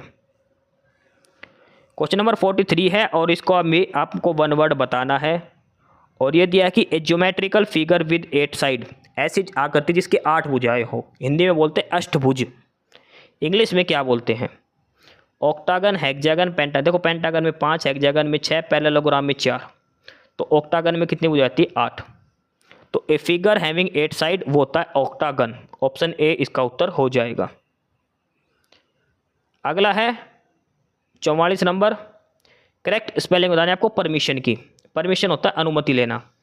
PER परमिशन, PERMISSION, परमिशन मतलब अनुमति। ऑप्शन ए इसका सही हो जाएगा, परमिशन, अनुमति। ठीक है, उसके बाद आपको बताना है नीचे प्रश्न नंबर 45 और इसमें आपको बताना है डिसिप्लिन की करेक्ट स्पेलिंग। डिसिप्लिन की DISCIPLINE। ठीक है, तो ये दी है ऑप्शन डी के अंदर। डिसिप्लिन मतलब अनुशासन। परमिशन ऑप्शन ए वाली स्पेलिंग सही है और डिसिप्लिन में जो ऑप्शन डी में दी है वो स्पेलिंग सही है। परमिशन मतलब अनुमति, डिसिप्लिन मतलब अनुशासन। क्वेश्चन नंबर 46 है और आपको इसका इडियम बताना है और ये दिया है कि once in a blue moon. Once in a blue moon मतलब ईद का चांद जो बोलते हैं, बहुत दिनों बाद दिखाई देना, बहुत कम दिखाई। वंस इन ए ब्लू मतलब एक बार नीला चांद दिखाई देना। नीला चांद मतलब बहुत रेयर, क्योंकि दिखाई नहीं देता कभी भी, ऐसी चीज़। तो वो क्या होता है? वंस इन ए मंथ, जो महीने में एक बार नहीं। Once in a blue moon का मतलब बहुत कम, रेयरली। तो वो होता है इनफ्रीक्वेंटली। इनफ्रीक्वेंटली बहुत कम दिखे। रेयरली भी इसका ऑप्शन सही हो सकता है। Once in a blue moon वो होता है इनफ्रीक्वेंटली। फ्रीक्वेंटली होता है लगातार, इनफ्रीक्वेंटली कई दिनों के बाद दिखाई देना। 47 है, इसमें भी आपको इडियम बताना है feeling under the weather. Feeling under the weather यानी कि मौसम के अंदर कैसा महसूस कर। जैसे बारिश हो गई तो अचानक जुकाम हो गया, सर्दी में खांसी जुकाम हो गया, इस हिसाब से। मतलब to not feel well. Feeling under the weather का मतलब हो तो अच्छा महसूस ना करना, टू नॉट फील वेल। ठीक है, देखो ईडियम में जो वर्ड दिया है सेम, वो तो बिल्कुल भी इसका मीनिंग नहीं होगा, ये तो ध्यान रख लेना। जो वर्ड ईडियम में दिया है वो उसका मीनिंग किसी भी कंडीशन में नहीं होता। फीलिंग अंडर द वेदर का मतलब होता है टू नॉट फील वेल, अच्छा महसूस ना करना, यानी कि अपने आप को बीमार महसूस करना। क्वेश्चन नंबर 48 है, फिल इन द ब्लैंक आपको बनना है। स्मोकिंग इज खालिस्तान टू हेल्थ। धूम्रपान शरीर के लिए क्या है? ये लाइन आपने पढ़ भी रखी होगी, नुकसानदायक है। और इसका ये वर्ड भी पढ़ रखा होगा आपने, injurious. Smoking is injurious to health. कई बार ये वाक्य सीधा ही पूछा जाता है, उसमें आगे स्मोकिंग की जगह टू स्मोक दे देते हैं। To smoke is injurious to health, तो आपको एरर बता दो, वहाँ पे क्या आएगा? स्मोकिंग। ये लाइन याद कर लो, आपको याद भी होगी। Smoking is injurious to health. 48 का क्वेश्चन नंबर 49 दिया है, फिल इन द ब्लैंक करना है। She has been reduced blank skeleton due to her illness. वो एक कंकाल तंत्र की तरह दिखने लगी है बीमारी की वजह से। तो रिड्यूस के साथ हमेशा क्या आएगा? Reduced to. रिड्यूस जो फ्रेज है इसके साथ प्रॉपर वर्ड आता है रिड्यूस्ड टू। ठीक है। रिड्यूस के साथ फिक्स प्रेपोजिशन लगती है टू, ये ध्यान रख लेना, रिड्यूस टू। ऑप्शन सी इसका उत्तर हो जाएगा। क्वेश्चन नंबर 50 है और इसमें आपको बताना है कि एरर किस पार्ट के अंदर है, सेंटेंस के किस हिस्से में एरर है। He can not speak Spanish, वो स्पेनिश नहीं बोल सकता, because he was born and brought up in Spain. He was born and brought up in Spain, वो अलग कहीं पैदा हुआ था और उसको स्पेन लाया गया था। ठीक है, he was born and brought up in Spain. इसमें आपको बताना है कि एरर कहाँ पर है। He can not speak Spanish, वो स्पेनिश नहीं बोल सकता, because he was born and brought up in Spain. तो इसमें जो एरर है वो यहाँ पर है बिकॉज के अंदर। इसमें कहा गया कि वो स्पेनिश नहीं बोल सकता, परंतु उसका जन्म और वो पला बढ़ा स्पेन के अंदर ही है। तो यहाँ पे बिकॉज की जगह क्या आएगा, ऑल्दो। यद्यपि उसका जन्म स्पेन में ही हुआ था, फिर भी वो स्पेनिश नहीं बोल सकता। ऑप्शन ए में एरर है बिकॉज में, बिकॉज की जगह क्या आएगा, ऑल्दो आएगा। क्वेश्चन नंबर 51 है और इसमें भी आपको एरर बताना है, एरर किस पार्ट के अंदर है। If I am a bird I would fly. देखो पढ़ने की जरूरत नहीं है, इफ़ आई एम, हमेशा ध्यान रखना, हम जो पढ़ते हैं इफ़ आई खालिस्तान दिस, तो हमेशा क्या आता है, were. If I were you, if I were this, तो क्या आएगा, हमेशा वर आता है। यहाँ पे एम नहीं आएगा, यानी कि ऑप्शन डी में एरर है। एम की जगह क्या आएगा, वर। यदि मैं वो होता तो, ठीक है, इफ़ प्लस कोई भी सब्जेक्ट, तो वहाँ पे हमेशा वर्ब की क्या आएगा, वर आएगी। अगर इमेजिनरी बात है, इफ़ के साथ इमेजिनरी बात है, if I were this, if he were they, तो यहाँ पे क्या आएगा, एम की जगह, ऑप्शन डी गलत है, वर आएगा एम की जगह। 52 है और इसमें जो है ये है कि इम्प्रूव देयर सेल। इसमें आपको बताना है कि कोई इम्प्रूवमेंट करनी है या सही है। ये सेंटेंस दिया है, the mobile company changed their handsets last year and by doing so they have managed to improve their sale. Mobile company ने लास्ट ईयर अपने मोबाइल का जो हैंडसेट था वो चेंज कर दिया और ऐसा करने से उसकी सेल में इम्प्रूवमेंट हो गई। तो ये चेंज कहाँ करना है इसमें, इम्प्रूव, ये सही है, इम्प्रूव्ड नहीं आएगा। इम्प्रूव देयर सेल की जगह क्या आएगा, सेल्स आएगा। देखो सेल होती है ना, SALE, सेल, वो तो होती है छूट देना। ठीक है, ये छोटा सा एरर है, इसको जो ध्यान नहीं जाता। सेल होती है छूट देना और सेल्स होती है जो बिक्री करते हैं हम, वो। ठीक है, उसने अपनी बिक्री को इम्प्रूव किया, छूट को इम्प्रूव नहीं करा। तो ऑप्शन डी वाला इसमें सही हो जाएगा, इम्प्रूव देयर सेल्स, ये आएगा इसमें करेक्शन। 53 है और इसमें भी आपको करेक्शन करनी है। यूज़ वन कहाँ पे है, ये यूज़ द वन, इसमें ये सही है या चेंज करना है। सेंटेंस है कि डोंट यूज़ दोज पेंसिल, उन पेंसिल को यूज़ मत करो। Use the one we bought in Portugal, उनको यूज करो जो हमने पुर्तगाल से खरीदी है। तो इसमें बताना है use the one, use the one नहीं होता, वो वन की जगह क्या आएगा, वंस होता, once. Use the once, use the one का मतलब एक का ही प्रयोग करो। ठीक है, वी बोट इन पुर्तगाल, तो यहाँ पे फिर दैट भी आता।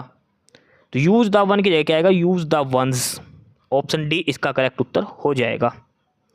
54 और 55 ये जो पैसेज हैं इसको आपको पढ़कर आंसर करना है 54 और 55 में। ठीक है, 54 और 55 क्वेश्चन ये एंशिएंट पैसेज से करना है और इसकी PDF आपको मिलेगी, टेलीग्राम चैनल है नॉलेज हब, उसका लिंक है डिस्क्रिप्शन बॉक्स में, वहाँ से। पहली बार क्लास देख रहे हो तो नॉलेज हब सब्सक्राइब जरूर कर लेना। यहाँ पे हमारी इंग्लिश पूरी होती है। देखो 55% तक हमारे इंग्लिश, GK और हरियाणा GK, कंप्यूटर, ये सब हमारा हो चुका है। अब आगे हमारे यहाँ हिंदी, गणित और रीजनिंग। प्रश्न नंबर 56 से लेकर आगे 15% अब हम करेंगे हिंदी के। ठीक है, क्लास की PDF के लिए आपको डिस्क्रिप्शन बॉक्स में टेलीग्राम चैनल का लिंक दिया है, नॉलेज हब का टेलीग्राम चैनल, आप ज्वाइन कर लेना। जो पहली बार क्लास देख रहे हो वो यूट्यूब पर नॉलेज हब को सब्सक्राइब भी कर लेना। चलिए अब आगे हिंदी शुरू करते हैं प्रश्न नंबर 56 के साथ। पहला प्रश्न है हिंदी का कि कौन सा शब्द विकृत नहीं है, यानी कि कौन सा शब्द अविकारी शब्द है इनमें से। संज्ञा, विशेषण, अव्यय और क्रिया। वो शब्द जिस पर लिंग, वचन और कारक तीनों का कोई प्रभाव ना पड़े तो वो होता है अव्यय।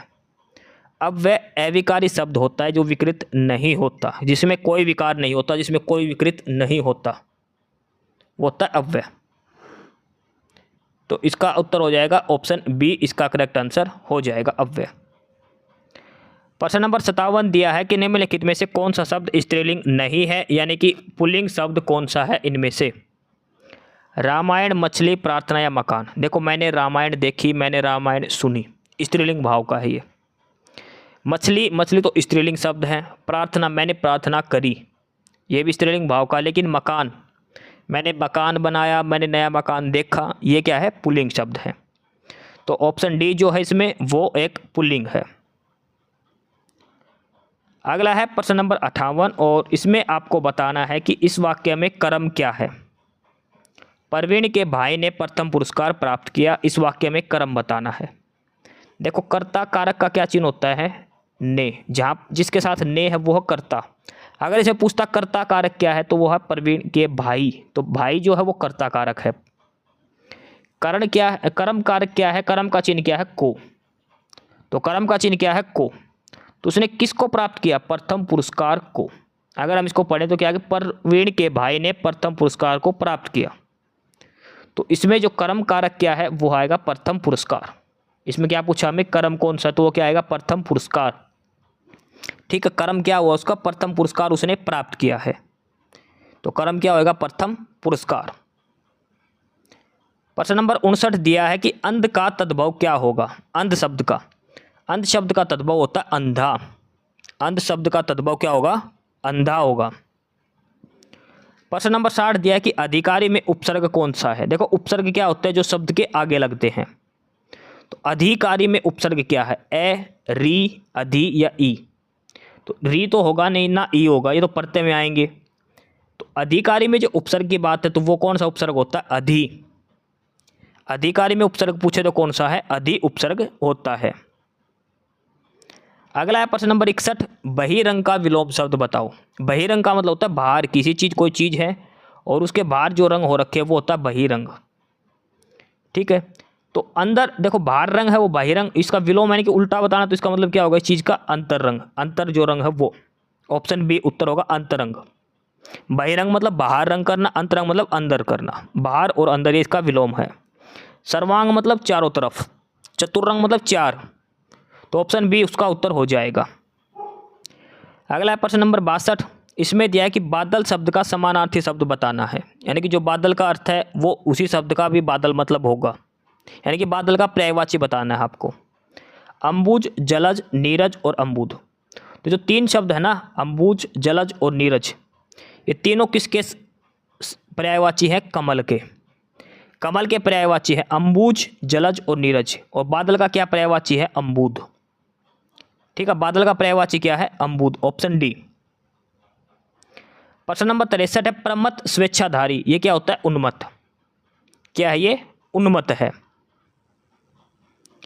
प्रश्न नंबर 64 है, सही अर्थ का चयन कीजिए। अंबुज और अंबुद दो शब्द हैं, इनका सही अर्थ बताना है, अंबुज और अंबुद का। तो अंबुज और अंबुद, अंबुद हमने अभी ऊपर पढ़ा था, इसका मतलब होता है क्या, बादल, और अंबुज का अर्थ क्या होता है, कमल।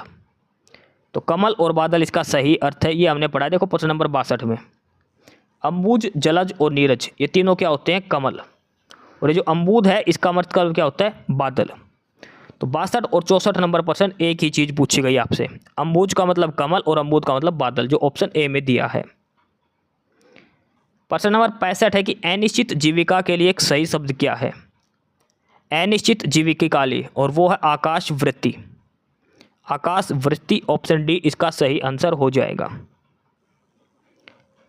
अगला है प्रश्न नंबर 66, दो या दो से अधिक अत्यंत समीपस्थ वर्णों के मेल से जो परिवर्तन होता है उसे क्या कहते हैं। संधि, विच्छेद, स्वर, व्यंजन या संधि।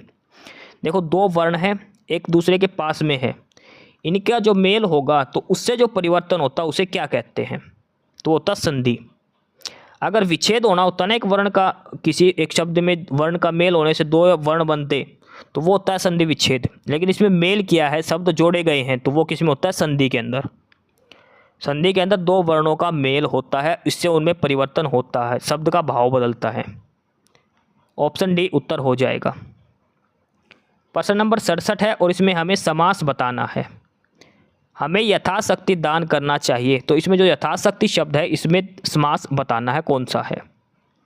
यथाशक्ति, यथाशक्ति वो समास जिसका प्रथम पद प्रधान हो और प्रथम पद अव्यय हो, वो अव्ययभावी समास होता है। तो यथाशक्ति के अंदर क्या है, अव्ययभावी समास। हमने इन समास के जो उदाहरण पढ़ रखे उसमें यथाशक्ति हमें पढ़ रखा, यथाशक्ति, प्रतिदिन, ये सब अव्ययभावी समास के उदाहरण हैं। द्विगु समास वो है जिसके अंदर संख्या आती है बीच में, जैसे चतुर्भुज, त्रिभुज, ये सब। एक होता है द्वंद्व समास, उसमें बीच में ऐसे डंडी आती है, ठीक है, दो शब्द को बीच में जो ऐसे डंडी आती है ना, हाइफन बोलते हैं वो। तो ये सारे आप देख लेना, इसका उत्तर आएगा अव्ययभावी समास। प्रश्न नंबर 68 दिया है, संयुक्त वाक्य बताना। देखो संयुक्त वाक्य की दो पहचान है। पहला तो आएगा उसमें दो कर्ताकारक और दो क्रियाएं पाएंगी। दूसरा उसमें और, तथा, या, ये शब्द इनमें जोड़े मिलेंगे दो वाक्यों को।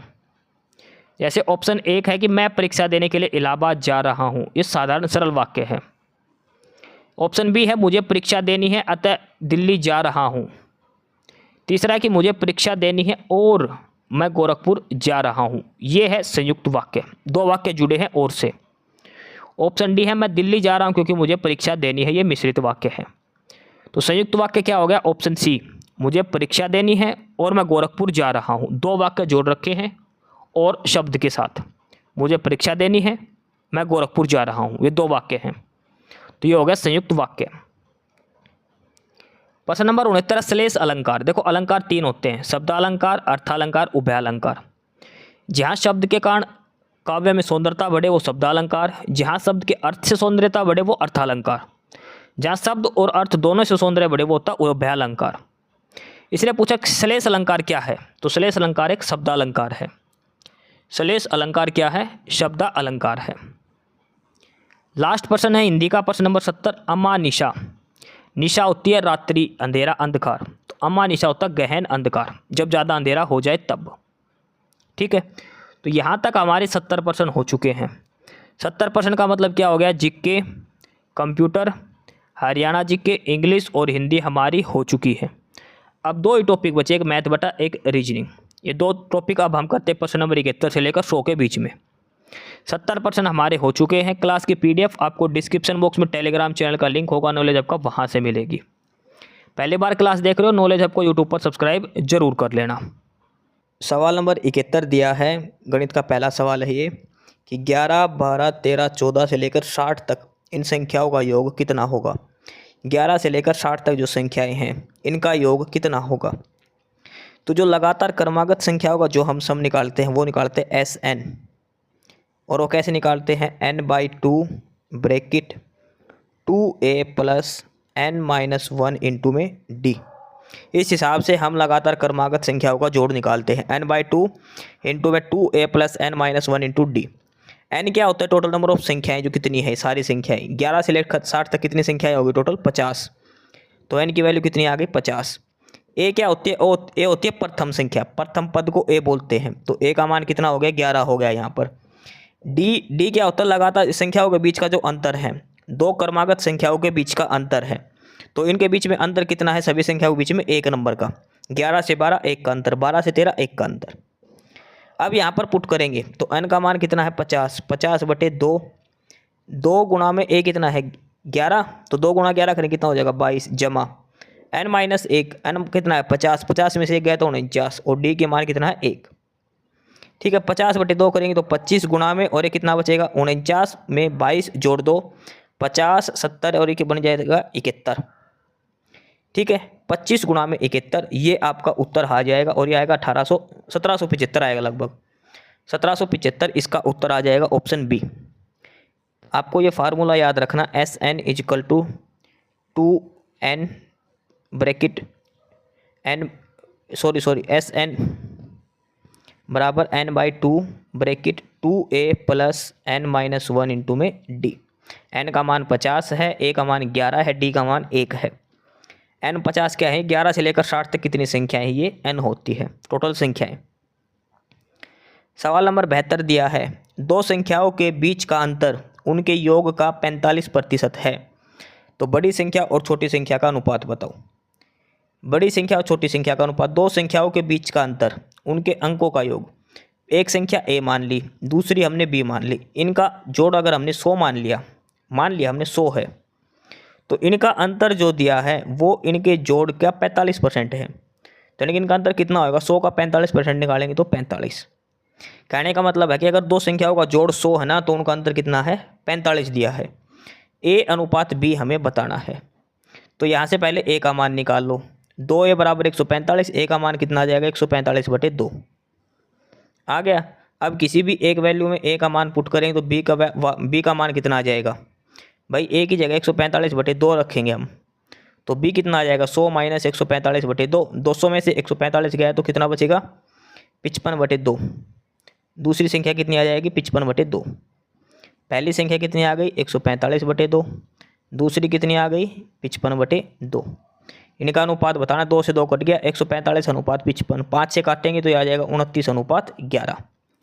ऑप्शन सी उत्तर हो जाएगा। a + b अगर हम 100 मानते हैं तो उनका अंतर a - b दे रखा 45। a का मान निकाल लो, b का और उनका अनुपात निकालना है। अगर अनुपात की जगह संख्या निकालनी होती तब हम अलग तरीका निकालते, ठीक है। संख्या हालांकि निकलती नहीं क्योंकि इसमें कुछ फिक्स नहीं दे रखा। अगर उनका जोड़ दे रखा होगा, भाई दो संख्याओं का जोड़ 70 है, तब हम निकाल देते। ऐसे में संख्या नहीं निकलेगी, उनका अनुपात ही निकलेगा दोनों संख्याओं का।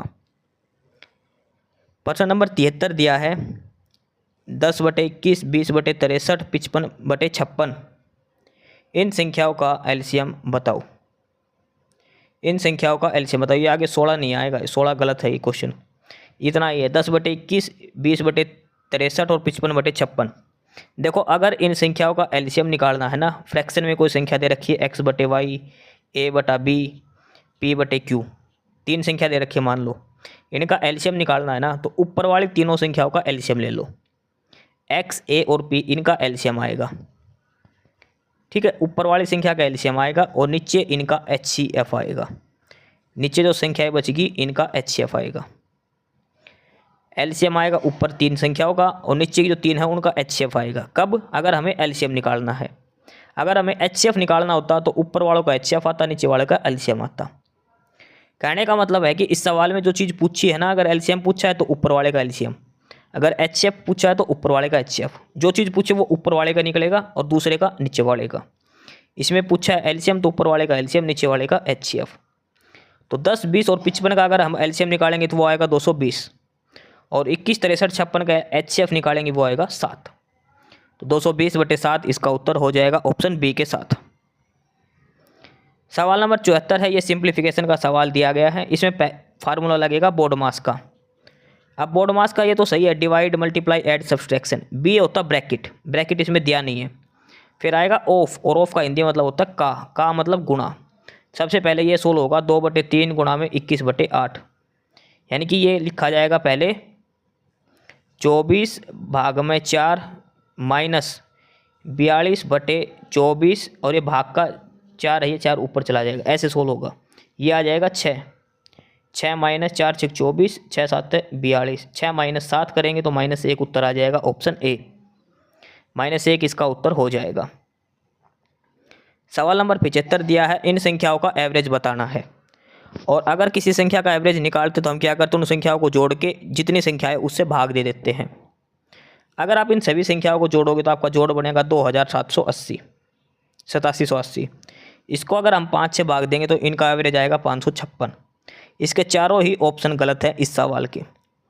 556 इन संख्याओं का एवरेज आ जाएगा। 410 + 475 + 525 + 650 + 720, 2780 आएगा। इसको 5 से भाग दे दो तो 556 इन संख्याओं का टोटल औसत आ जाएगा। सवाल नंबर 76 दिया है कि 4 संख्याएं क्रमशः 2:5:3:8 में है। 4 संख्याएं दे दी इस अनुपात में, इन चारों का जोड़ दे दिया 432। देखो हमने यही मान ली 4 संख्या, एक है 2x, दूसरी है 5x, तीसरी है 3x, चौथी है 8x। इनका जोड़ कितना हो गया, 5, 2, 7, 3, 10, 18x हो गया सभी संख्याओं का जोड़।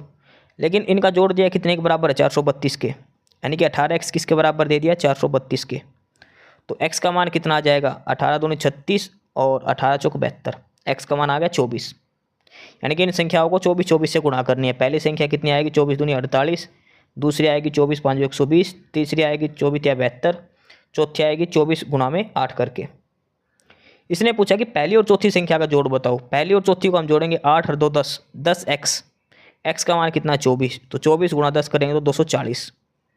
तो पहली और चौथी संख्या का जोड़ कितना आ जाएगा 240, इसका उत्तर हो जाएगा ऑप्शन सी।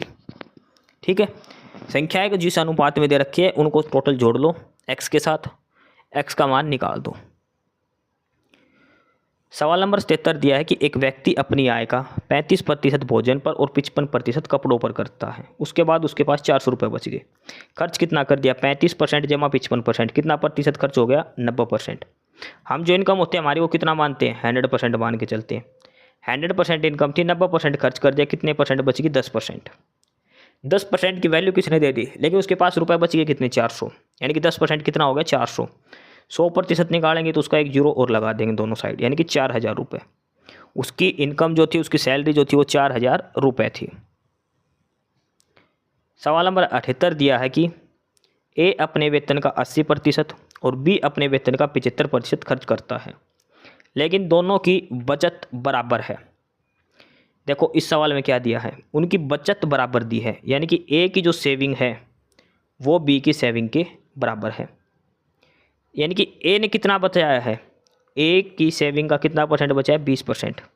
भाई ए ने 80% खर्च कर दिए, ए के पास मान लो 100 रुपये थे, उसने 80 खर्च कर दिए, कितने बच गए 20 रुपये।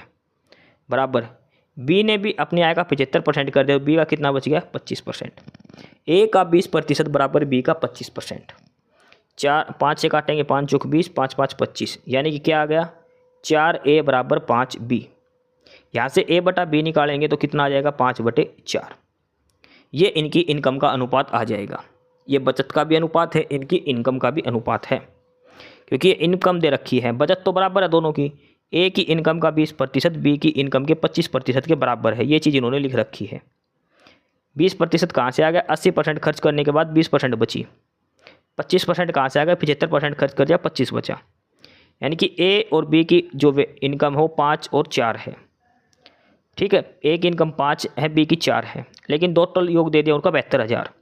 यानी कि 9x अगर इनकी टोटल इनकम होगी 5 और 4 9, तो वो दे दिया 72,000 के बराबर। तो x का मान कितना आ जाएगा 8000। ठीक है, 72,000/9 8000 आ जाएगा। इसने बी की आय पूछी है, बी की आय कितनी है 4x, तो 8000 को 4 से गुणा करेंगे तो 8 चौक 32,000, ऑप्शन सी उत्तर आ जाएगा। ए बटा बी कितना आएगा हमारा 5/9, 5/4, टोटल कितना हो गया 9। 9 की वैल्यू कितनी दे दी 72,000। हमें निकालनी है बी की इनकम, बी का बयान कितना है 4 का, 4 की वैल्यू निकालनी है 72,000/9 गुणा में 4, 9 8 72, 8 चौक 32, 32,000 इसका उत्तर हो जाएगा ऑप्शन सी। अगला है सवाल नंबर 79। इसमें दिया है कि पी क्यू को एक वस्तु 5% हानि पर देता है, क्यू आर को वह वस्तु 20% हानि पर बेचता है। आर उस वस्तु के लिए 2812 रुपये चुकाता, तो पी के लिए क्या। देखो कोई वस्तु पी ने x रुपये में खरीदी, उसने अगले को 5% हानि पर बेच दी, तो कितने में बेचेगा 95/100 में। ये दूसरे ने खरीद ली क्यू ने वो आर को बेच दी 20% हानि पर, यानी कि कितने में बेची, इसकी कीमत का 80% पे। ठीक है, इसका 80/100 हो गया। अगर लाभ पे बेचता तो वो जुड़ जाता, अगर 20% लाभ होता तो 120/100 में भी जाती। लास्ट में इसने खरीदी कितनी, इसके लिए कितनी कीमत में खरीदी इसने 2812, 80% हानि के बाद। हमें x का मान निकालना है, 2812 गुणा में 100 बटे में 95 गुणा में 80। ठीक है, अगर इनको काट पीट के अगर हम करेंगे तो वो उत्तर आ जाएगा 3700 के बराबर। इधर बचेगा 2812 गुणा में 100, एक और 100 बचा है, नीचे है 80 गुणा में 95। ठीक है, ये 81 एक जीरो से एक जीरो कट जाएगी, पहले 17 के पहाड़े पे कट जाएगा, फिर ये 5 से कट जाएगा। इसका उत्तर आ जाएगा ऑप्शन बी, 3700 इसका उत्तर हो जाएगा। पी ने वो आइटम 3700 रुपये में खरीदा था। सवाल नंबर 80 है, 2 साल के लिए वार्षिक 5% दर पर 10,000 रुपये पर साधारण ब्याज और चक्रवृद्धि ब्याज का अंतर बताओ। 2 साल पे पूछा है, साधारण ब्याज और चक्रवृद्धि ब्याज का अंतर बताओ। देखो 2 साल में साधारण ब्याज पे दर कितनी होती है 5 + 5 10%, लेकिन चक्रवृद्धि ब्याज पर दर कितनी है 5 + 5 जमा 5 गुणा 5/100, ये दर हो जाती है टोटल। तो 10%, तो 10 तो बराबर है, ये फालतू दर लगेगी 25/100%, यानी कि 0.1/4% दर फालतू लगेगी। तो यानी कि 10,000 का 1/4 निकालेंगे कितना आएगा 250 रुपये, तो 250 रुपये इसका चक्रवृद्धि ब्याज का अंतर हो जाएगा। ठीक है, सॉरी 250 नहीं भाई, 10,000 और 10,000 का 1/4, ये देख लेना एक बार, 250 आएगा 20 आएगा, ये निकालना 25 आएगा 250 आएगा, ये देख लेना आप। इसने दिया है कि 2 साल का निकालना है 5% वार्षिक ब्याज की दर से। तो दर कितनी होती है x, देखो अगर हम टोटल दर निकालते हैं 2 साल की तो हम कैसे निकालते हैं x + y + xy/100 चक्रवर्ती ब्याज के लिए। x और y दोनों 5-5 दे रखे हैं, तो ये तो 10 आ जाएगा, और 10 ही साधारण ब्याज की दर थी, तो कट जाएगी, फालतू बचती है ये x²/100। x कितना है 5, 25/100, ये इनका अंतर है चक्रवर्ती ब्याज का। ठीक है, अब उसका 25/100% करेंगे अगर 10,000 का, तो 2 जीरो से 2 जीरो कट जाएगी। ठीक है, 25,000 100% के लिए नीचे 100 आ जाएगा, 2 जीरो से 2 जीरो करे 25 रुपये इसका उत्तर आ जाएगा। चक्रवर्ती ब्याज और साधारण ब्याज का अंतर 25 रुपये आ जाएगा। या फिर आप ऐसे निकाल लो, 10,000 रुपये हैं, इसको पहले साल पे ब्याज पे जाएगा 5% का, तो कितना आ जाएगा 500 रुपये पे। दूसरा इसका 5% निकालेंगे, कितना आएगा 500 रुपये। दूसरी साल का इसका चक्रवर्ती ब्याज निकलेगा 500 का 5%, तो आएगा 25 रुपये। ये ऊपर वाला साधारण ब्याज, ये टोटल चक्रवर्ती ब्याज, और ये 25 रुपये साधारण ब्याज और चक्रवर्ती ब्याज का अंतर, तो 25 रुपये इसका उत्तर आ जाएगा। सवाल नंबर 81 दिया है आगे कि एक चक्की वाला 2 गेहूँ मिक्स करता है। पहला 35 रुपये किलो वाले, पहला 35 किलोग्राम का मूल्य 30 रुपये प्रति किलो है, और दूसरा 15 किलोग्राम की कीमत 50 रुपये प्रति किलो है। मिश्रण को 45 रुपये प्रति किलोग्राम के हिसाब से बेचा जाए तो टोटल लाभ उसको कितना होगा। ठीक है, ये सवाल है। देखो 35 किलो गेहूँ लिए उसने 30 रुपये प्रति किलो के हिसाब से, तो टोटल पहले गेहूँ के लिए उसने कितने रुपए लगाए, 35 × 30 करेंगे तो 35 दिया 105, 1050 रुपये में। पहले जो 35 किलो गेहूँ 30 के भाव से खरीदे तो कितने रुपए में खरीदे, 1050 रुपये में। ठीक है, दूसरा गेहूँ खरीदा उसने 15 किलो का, रेट है 50 रुपये के भाव से, तो 15 × 50 करेंगे तो 750 रुपये का। पहला गेहूँ खरीदा 1050 का 35 किलो, दूसरा 15 किलो गेहूँ खरीदा 750 का। टोटल उसने गेहूँ कितने रुपए में खरीदा, ये 1800 रुपये में।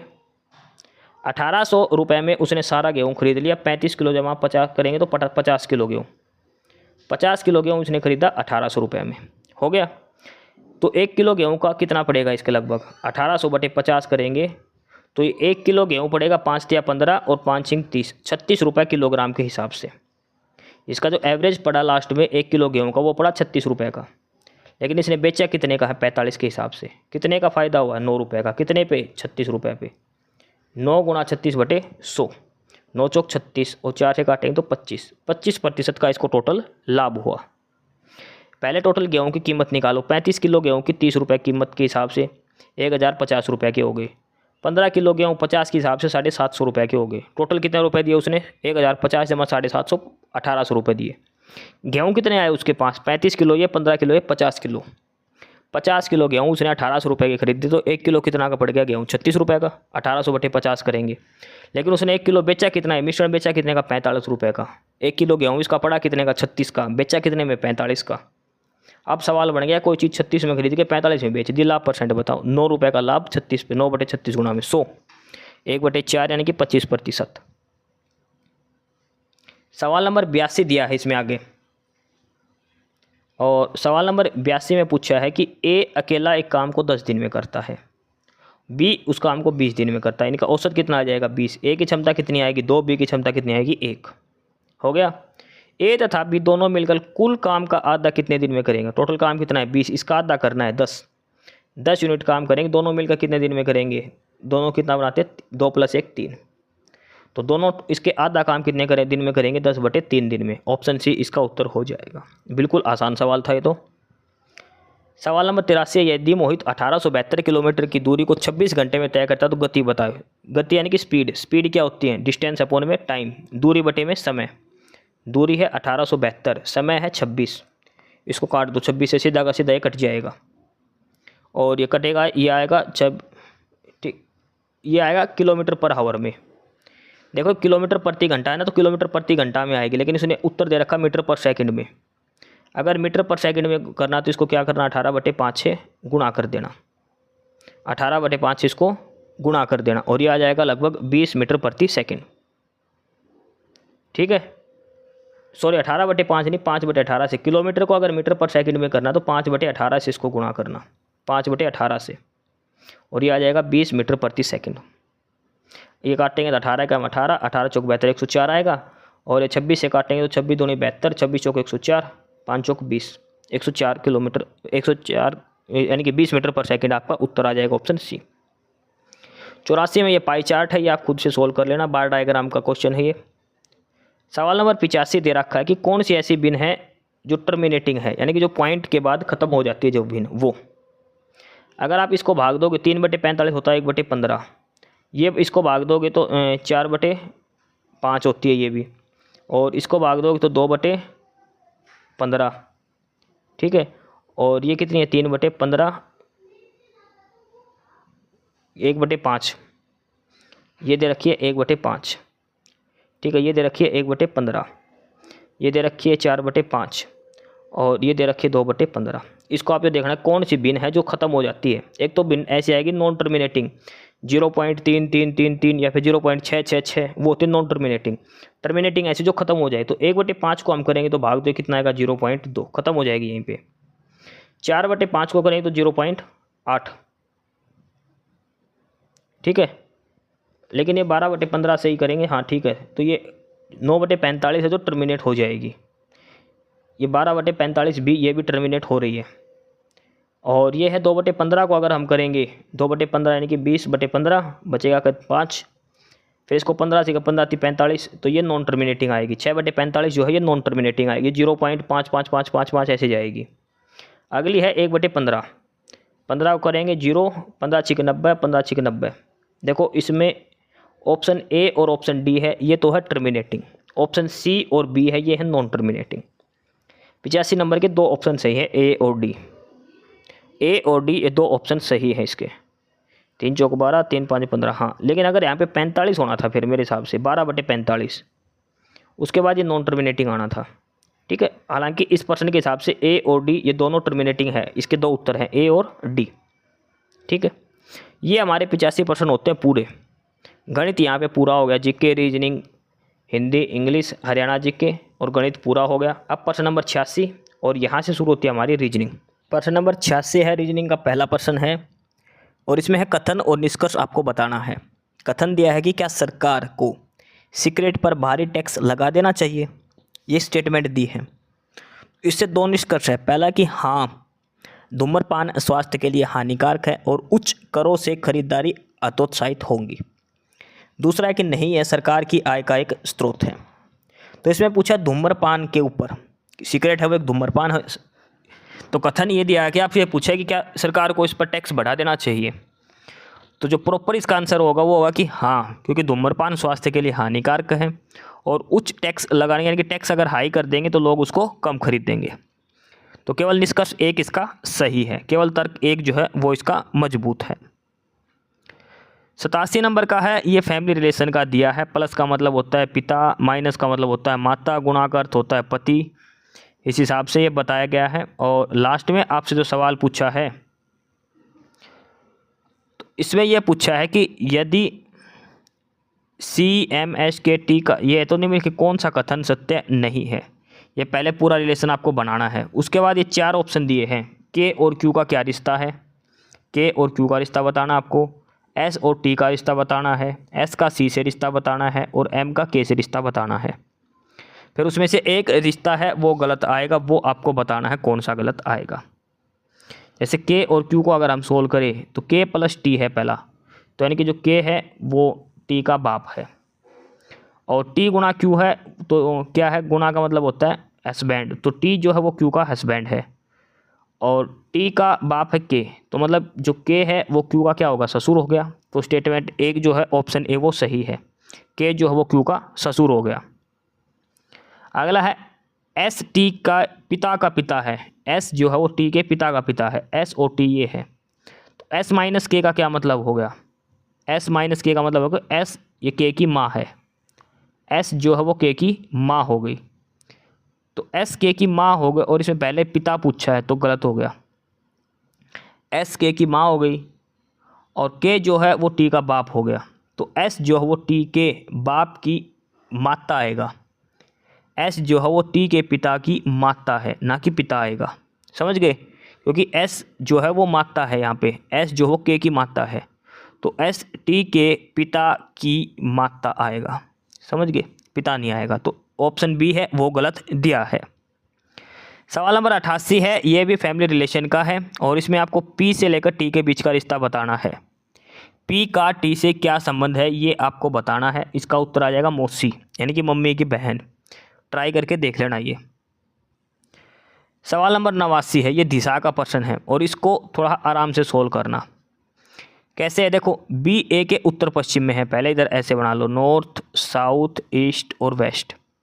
बी जो है वो ए के उत्तर पश्चिम में है। अगर ए यहाँ पर है मान लो, ठीक है, ए यहाँ पर है, तो बी जो है वो ए के उत्तर पश्चिम में है। उत्तर पश्चिम क्या हो गया, नॉर्थ वेस्ट, इधर डायगनली, तो मतलब इधर क्या हो गया, बी हो गया ए के। उसके बाद कि सी जो है वो बी के दक्षिण पूर्व में है। अगर बी यहाँ पे है तो इसका दक्षिण पूर्व कहाँ होगा, नीचे वाला हिस्सा ये। अगर यहाँ पे अगर दिशा बनाएंगे तो इसका नीचे वाला हिस्सा ये होगा, ठीक है। उसके बाद क्या कहा है कि सी जो है वो साउथ ईस्ट ऑफ बी है, ठीक है। अगर सी ऐसे बनाते हैं तो इसका जो साउथ ईस्ट होगा वो वापस ए ही पॉइंट होगा। ए और सी दोनों ही जगह खड़े, ध्यान रखना। साउथ तथा ए के दक्षिण पश्चिम में स्थित डी ए पर है, तो डी ए की किस दिशा में है। And south west of A on the line D A. अच्छा, ये आगे दिया है भाई, और आगे खड़ा है, इधर नीचे की साइड खड़ा है, डी ए लाइन के ऊपर खड़ा है ये। इसके बाद इसने कहा है कि डी पॉइंट कहाँ पे है। देखो बिल्कुल आसान सवाल है। पहले इधर ये ऐसे बना लेना, नॉर्थ साउथ ईस्ट और वेस्ट। अगर ए यहाँ पर है मान लो, तो इसके ये डायगोनली इधर इस साइड है, नॉर्थ वेस्ट साइड दिया है ना बी, तो यहाँ पे बी हो गया। ये कहा है कि बी के जो सी है वो बी के साउथ ईस्ट में है, तो बी का जो साउथ ईस्ट बनेगा वो ये कोना बनेगा, यानी कि वापस ए पर ही बनेगा। इस साइड ही खड़ा है, सी कहीं भी खड़ा हो इस साइड। लेकिन इसने कहा कि जो सी खड़ा है ना वो ए और डी लाइन के बीच में खड़ा है, तो ए और डी लाइन के बीच में इधर खड़ेगा। ए और डी और नीचे की साइड आगे, और ये इधर सी है। इसने पूछा कि डी कहाँ है ए के संबंध में, तो डी जो ए के संबंध में, एक इधर है, डी नीचे ही है, तो ये है साउथ ईस्ट में ही, ठीक है। ये डी जो पॉइंट है वो ए के संबंध में साउथ ईस्ट में ही है, दक्षिण पश्चिम में आएगा, साउथ वेस्ट में। ऑप्शन डी उत्तर आएगा, एक बार सोल्व करके देख लेना। दक्षिण पश्चिम इसका उत्तर आएगा, आप सोल्व करके देख लेना इसको। प्रश्न नंबर 90 है, यह कथन और निष्कर्ष का है। कथन दिया है कि सभी पिस्टन जो है वो रबड़ है, कुछ रबड़ है वो नट है, और सभी नट कैलिपर है। ये ऐसे बनेगा, ठीक है। ये क्या हो गया नट, ये क्या हो गया कैलिपर, ये बाहर वाला क्या हो गया रबड़, और ये अंदर वाला क्या हो गया पिस्टन। पहला निष्कर्ष है कि कुछ कैलिपर रबड़ हैं, कुछ कैलिपर रबड़ है, ये हिस्सा जो कॉमन है, तो पहला निष्कर्ष सही हो गया इसका। दूसरा निष्कर्ष दिया है कि सभी पिस्टन नट है, सभी पिस्टन नट है, ये गलत है। पिस्टन और नट का कोई डायरेक्ट संबंध नहीं दिया, तो निष्कर्ष एक ही सही है इसका, यानी कि ऑप्शन एक सही है। केवल निष्कर्ष एक का अनुसरण करता है प्रश्न नंबर 90 के अंदर। प्रश्न नंबर 91 है, ये भी कथन निष्कर्ष का दिया है। ये कथन है और यहाँ पे निष्कर्ष। पहला कथन है कि सभी पतलून सफ़ेद हैं। ये पतलून ये सफ़ेद हो गई, ये P4 पतलून, और ये बाहर वाला हो गया सफ़ेद। सभी सफ़ेद रंग है, यानी कि सभी सफ़ेद रंग है, ये बाहर आ जाएगा रंग, ऐसे बनेगा, तीन गोले ऊपर नीचे। पहला कि कुछ सफ़ेद पतलून है, कुछ सफ़ेद पतलून है, बिल्कुल सही बात है। सफ़ेद बाहर है, पतलून अंदर है, तो कुछ सफ़ेद पतलून है, ए सही है। सभी रंग सफ़ेद हैं, सभी रंग सफ़ेद है, ये गलत है, क्योंकि रंग एकदम बाहर वाला हो गया और अंदर वाला सब नहीं आएगा, कुछ आएगा। अंदर से बाहर सारा आएगा, बाहर से अंदर कुछ वाला आएगा, तो केवल निष्कर्ष एक का अनुसरण करता है। ऑप्शन ए इसका सही है, केवल निष्कर्ष एक सही है। अगला दिया है पाठ नंबर 7, मित्र बैठे हैं एक पंक्ति में। पी जो है वो एक अंतिम छोर पर बैठा है, ये कल भी बनवाया था ऐसा ही, 4 5 6 7। पी किसी भी एक साइड बैठा दो, या तो इधर बैठा दो या फिर पी इधर बैठा दो। इसके बाद क्या है कि पी टी के दाईं और दूसरे पर, तो पी जो हो टी के दाईं और, तो ये इधर नहीं बैठ पाएगा। फिर क्यों नहीं बैठेगा, क्योंकि अगर हम पी इधर बैठाएंगे, अब यहाँ पी बैठेगा, तो टी के दाईं ओर बैठाना है, तो टी इधर आएगा, तभी तो इसके दाईं ओर आएगा पी, ठीक है। बैठा दिया इधर। आगे क्या दिया है इसने, क्यू जो है वो एस के ठीक बाईं ओर बैठा है। ओके, क्यू जो है वो एस के ठीक ऐसे बैठे हैं, क्यू और एस एक साथ। यू किसी भी अंतिम छोर पर नहीं बैठा। ओके, ओ जो है वो आर और टी के बीच में, टी यहाँ पे है तो बीच में ओ आएगा, ये आर आएगा। क्यू एस एक साथ बैठे हैं, ये आ गया। यू कहीं भी नहीं बैठा तो यू यहाँ बैठेगा। इसलिए पूछा कि पी और टी के बीच में कौन बैठा है। पी और टी के बीच में, पी और टी के बीच में जो बैठा है वो कौन बैठा है, यू बैठा है। ऑप्शन ए उत्तर हो जाएगा। पी और टी के बीच में कौन बैठा है, यू बैठा है। सवाल नंबर 93 है, ये 4 आकृति दे रखी है, इसमें से बताने कौन सी आकृति अलग है। ये 4 आकृति दे रखी है और इसमें से आपको ये बताना कौन सी आकृति इनमें से भिन्न है। ठीक है, ये आपको इसमें बताना है 4 आकृतियों में। तो इसमें जो इमेज डी है ना वो सबसे अलग है। कैसे अलग है, ये पहले इमेज ऐसे इस डायरेक्शन में थी तो ये दूसरी इसके उल्टी दे दी। ठीक है, तीसरी इमेज अगर ऊपर की साइड है तो चौथी इमेज नीचे की साइड होनी थी। यानी कि चारों की डायरेक्शन अलग अलग होनी है एक दूसरे से, लेकिन इसकी डायरेक्शन इस हिसाब से दी है जो गलत है। डी वाली इमेज गलत आएगी। 94 नंबर है, इसमें भी ये पूछा है कि कौन सी आकृति इसमें से अलग है। कौन सी आकृति इसमें अलग है ये आपको बताना है। तो 94 नंबर एक बार देखो, ये दोनों एक दूसरे से उल्टे हैं। ये एक दूसरे की मुंह कर रखा, ये भी एक दूसरे की मुंह साइड, ये एक दूसरे के अलग है। लेकिन इनमें क्या है, ये आकृति अंदर की साइड बनी हुई है बिल्कुल। ये दोनों एकदम अंदर हैं, ये दोनों अंदर हैं, लेकिन ये दोनों आकृति एक दूसरे के उल्टे एक ही दिशा में हैं। ये दोनों आकृतियाँ बनी हुई है, ऊपर नीचे जो खाने भरे हुए हैं इसके, ये दोनों एक ही दिशा में हैं, दोनों ही लेफ़्ट साइड में। ये दोनों एकदम उल्टे अपोजिट डायरेक्शन में है सारी की सारी। इसमें देखो, ये नीचे वाले का लेफ़्ट साइड, ऊपर वाले का राइट साइड, ऊपर वाले का लेफ़्ट साइड, नीचे वाले का राइट साइड, नीचे वाले का लेफ़्ट, ऊपर का राइट, ये दोनों लेफ़्ट में ही है। तो इमेज डी इससे अलग है। 95 नंबर है और ये कथन निष्कर्ष, ये कथन है ये निष्कर्ष है। पहले कथन पढ़ो फिर निष्कर्ष बताओ। कथन दिया कि पर्यटन स्थलों को अतिरिक्त सुरक्षा प्रदान की जानी चाहिए। ये कथन स्टेटमेंट दी गई है कि जो भी विजिटिंग प्लेस है, ट्रैवलिंग जो पर्यटन स्थल है, उनको एक्स्ट्रा जो सिक्योरिटी है वो देनी चाहिए। निष्कर्ष एक क्या कि आतंकवादी हमेशा बड़े पैमाने पर विनाश करने के लिए जगह चुनते हैं। दूसरा कि आतंकवादी कृत्यों को रोका नहीं जाता। दूसरी स्टेटमेंट तो पहले ही गलत होगी, दूसरी स्टेटमेंट तो पहले से ही इसमें गलत दी गई है। केवल निष्कर्ष एक है वो सही है कि आतंकवादी हमेशा बड़े पैमाने पर विनाश करते हैं, इसलिए पर्यटन स्थल पर ज़्यादा भीड़ होती है। ठीक है, तो केवल निष्कर्ष एक ही सही है इसका। प्रश्न नंबर 96, ये 4 दे रखे, इसमें बताना कौन सा अलग है। जैसे एस से यू बनाएंगे तो एस टी और यू 2 जोड़ दिया। क्यू से एस बनाएंगे क्यू आर एस 2 जोड़ दिया। पी से आर बनाएंगे तो पी क्यू आर 2 जोड़ दिया। एम से पी बनाएंगे तो एम एन ओ पी 3 जोड़ दिया। देखो, पहले से और दूसरी संख्या में 2-2 का गैप है, लेकिन ऑप्शन ए वाली में 3 का गैप है। एम से पी का ओ देता ना एम ओ तब सही होता है, लेकिन ये एम पी दे दिया, तो इसका मतलब जो ऑप्शन ए है वो गलत दिया गया है, वो इन तीनों से अलग है। बाकी सब में क्या है कि पहला और दूसरे के बीच में 2 का गैप है, फर्स्ट और सेकंड लेटर के बीच में, लेकिन ऑप्शन ए में फर्स्ट और सेकंड लेटर के बीच में 3 लेटर का गैप है। सवाल नंबर 97 है, ये कुछ डिटेल्स दी गई हैं और उसके बाद आपको ये बताना है कौन सी चीज़ कहाँ पर रखी है। निम्नलिखित जानकारी पर आधारित प्रश्नों के उत्तर दे। ठीक है, और पहले ये इसके ऑप्शन है 4, इसको थोड़ा छोटा कर लेते हैं ताकि ऑप्शन भी हमें दिख जाए। प्रश्न नंबर 97 में दिया है कि कंपनी ये अलग अलग आइटम बेचती है। ठीक है, वीडियोकॉन के साथ इन सभी के साथ एसी बेचती है। एलजी को वीडियोकॉन से लगकर दाई और, वीडियोकॉन को सैमसंग के दाई और चौथे क्रम पर, वीडियोकॉन जो है वो सैमसंग के दाई और चौथे क्रम पर है, यानी कि सैमसंग फिर 3 छोड़ के चौथे पर वीडियोकॉन है, ऐसे रखा गया है। और एलजी को वीडियोकॉन से लगकर दाई और, एलजी जो है वीडियोकॉन के दाई और पर रखा है एलजी। इसके बाद है गोदरेज एसी को एयर कंडीशन कैरियर और हिटैची के बीच में रखा गया है। सैमसंग जो कि एयर कंडीशन से बाईं और तीसरे क्रम पर है, इसके बाईं और तो यहाँ पर एयर क्रम आ जाएगा। ठीक है, तो सबसे अंत में रखा गया है, सैमसंग सबसे लास्ट में रखा गया है इधर। तो 1 2 3 4 5 6 एक साथ, सातवां इधर आ जाएगा। इसके बाद ये सारी सीटिंग अरेंजमेंट आपको कर लेनी है, इनका नाम पढ़ के। इसका ऑप्शन बी आ जाएगा व्हर्लपूल, एलजी और वीडियोकॉन। व्हर्लपूल, एलजी और वीडियोकॉन ये 3 आएंगे। जो एयर कंडीशन है यहाँ पर आ जाएगा व्हर्लपूल वाला, डब्लू वाला, ये 3 इधर आएंगे इसके राइट साइड में। 98वां नंबर है, ये फ्रेंड बैठे हैं एक लाइन के अंदर और आपको इनकी सीटिंग अरेंजमेंट करके आपको इनका आंसर बताना कौन कहाँ पर बैठा है। ठीक है, आपको पी बताना है, पी कहाँ पर बैठा है। देखो इसमें क्या दिया है, प्रश्न नंबर 98 में KLMNOP 6 फ्रेंड बैठे हैं दाएं बाएं से दाएं किसी भी एक क्रम में। अब स्टेप करें कि O M के बाएं बैठा है, O जो है वो M के बाएं ऐसे बैठेगा, M हो गया, इसके लेफ्ट में O हो गया।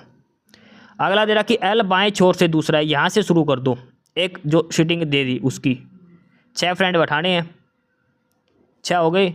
L जो है वो बाएं छोर से दूसरा है, लेफ्ट हैंड यहाँ है, बाएं छोर से दूसरा क्या हो गया, L यहाँ पे आएगा, बाएं छोर से दूसरा L बैठाओ। पहले जहाँ भी स्टेटमेंट में कोई ओड पर बैठा ना किसी किनारे पर, वहाँ से स्टेटमेंट शुरू करनी है। L बाएं छोर से दूसरे पर, L और K के बीच में 2 व्यक्ति हैं तो L 1 2 छोड़ के K यहाँ पे आ जाएगा। आगे क्या दिया है, L और K का कोई जिक्र है आगे, और कोई जिक्र नहीं है। आगे है कि P N की बाईं तरफ से दूसरे नंबर पर बैठा है, P जो है वो N के लेफ़्ट साइड में दूसरे नंबर पर, यानी कि P और N के बीच में 1 का गैप है, P और N के बीच में 1 का गैप है। M और O के बीच में भी एक व्यक्ति बैठा है, M 1 छोड़ के O, तो ऐसे बैठाना है। ठीक है, तो प्रश्न है कि P के स्थान के संदर्भ में कौन सा कथन सत्य है। P आपको बताना है कहाँ पर बैठा है। देखो P यहाँ भी आ सकता है, P 1 छोड़ के N, फिर यहाँ पे O 1 छोड़ के M, एक स्टेटमेंट तो ये बनेगी। दूसरी क्या बनेगी, P 1 छोड़ के N यहाँ भी आ सकता है और M 1 छोड़ के O यहाँ भी आ सकता है। 2 अरेंजमेंट बनेगी, PLNOKM। दूसरी बनेगी OMPOLM,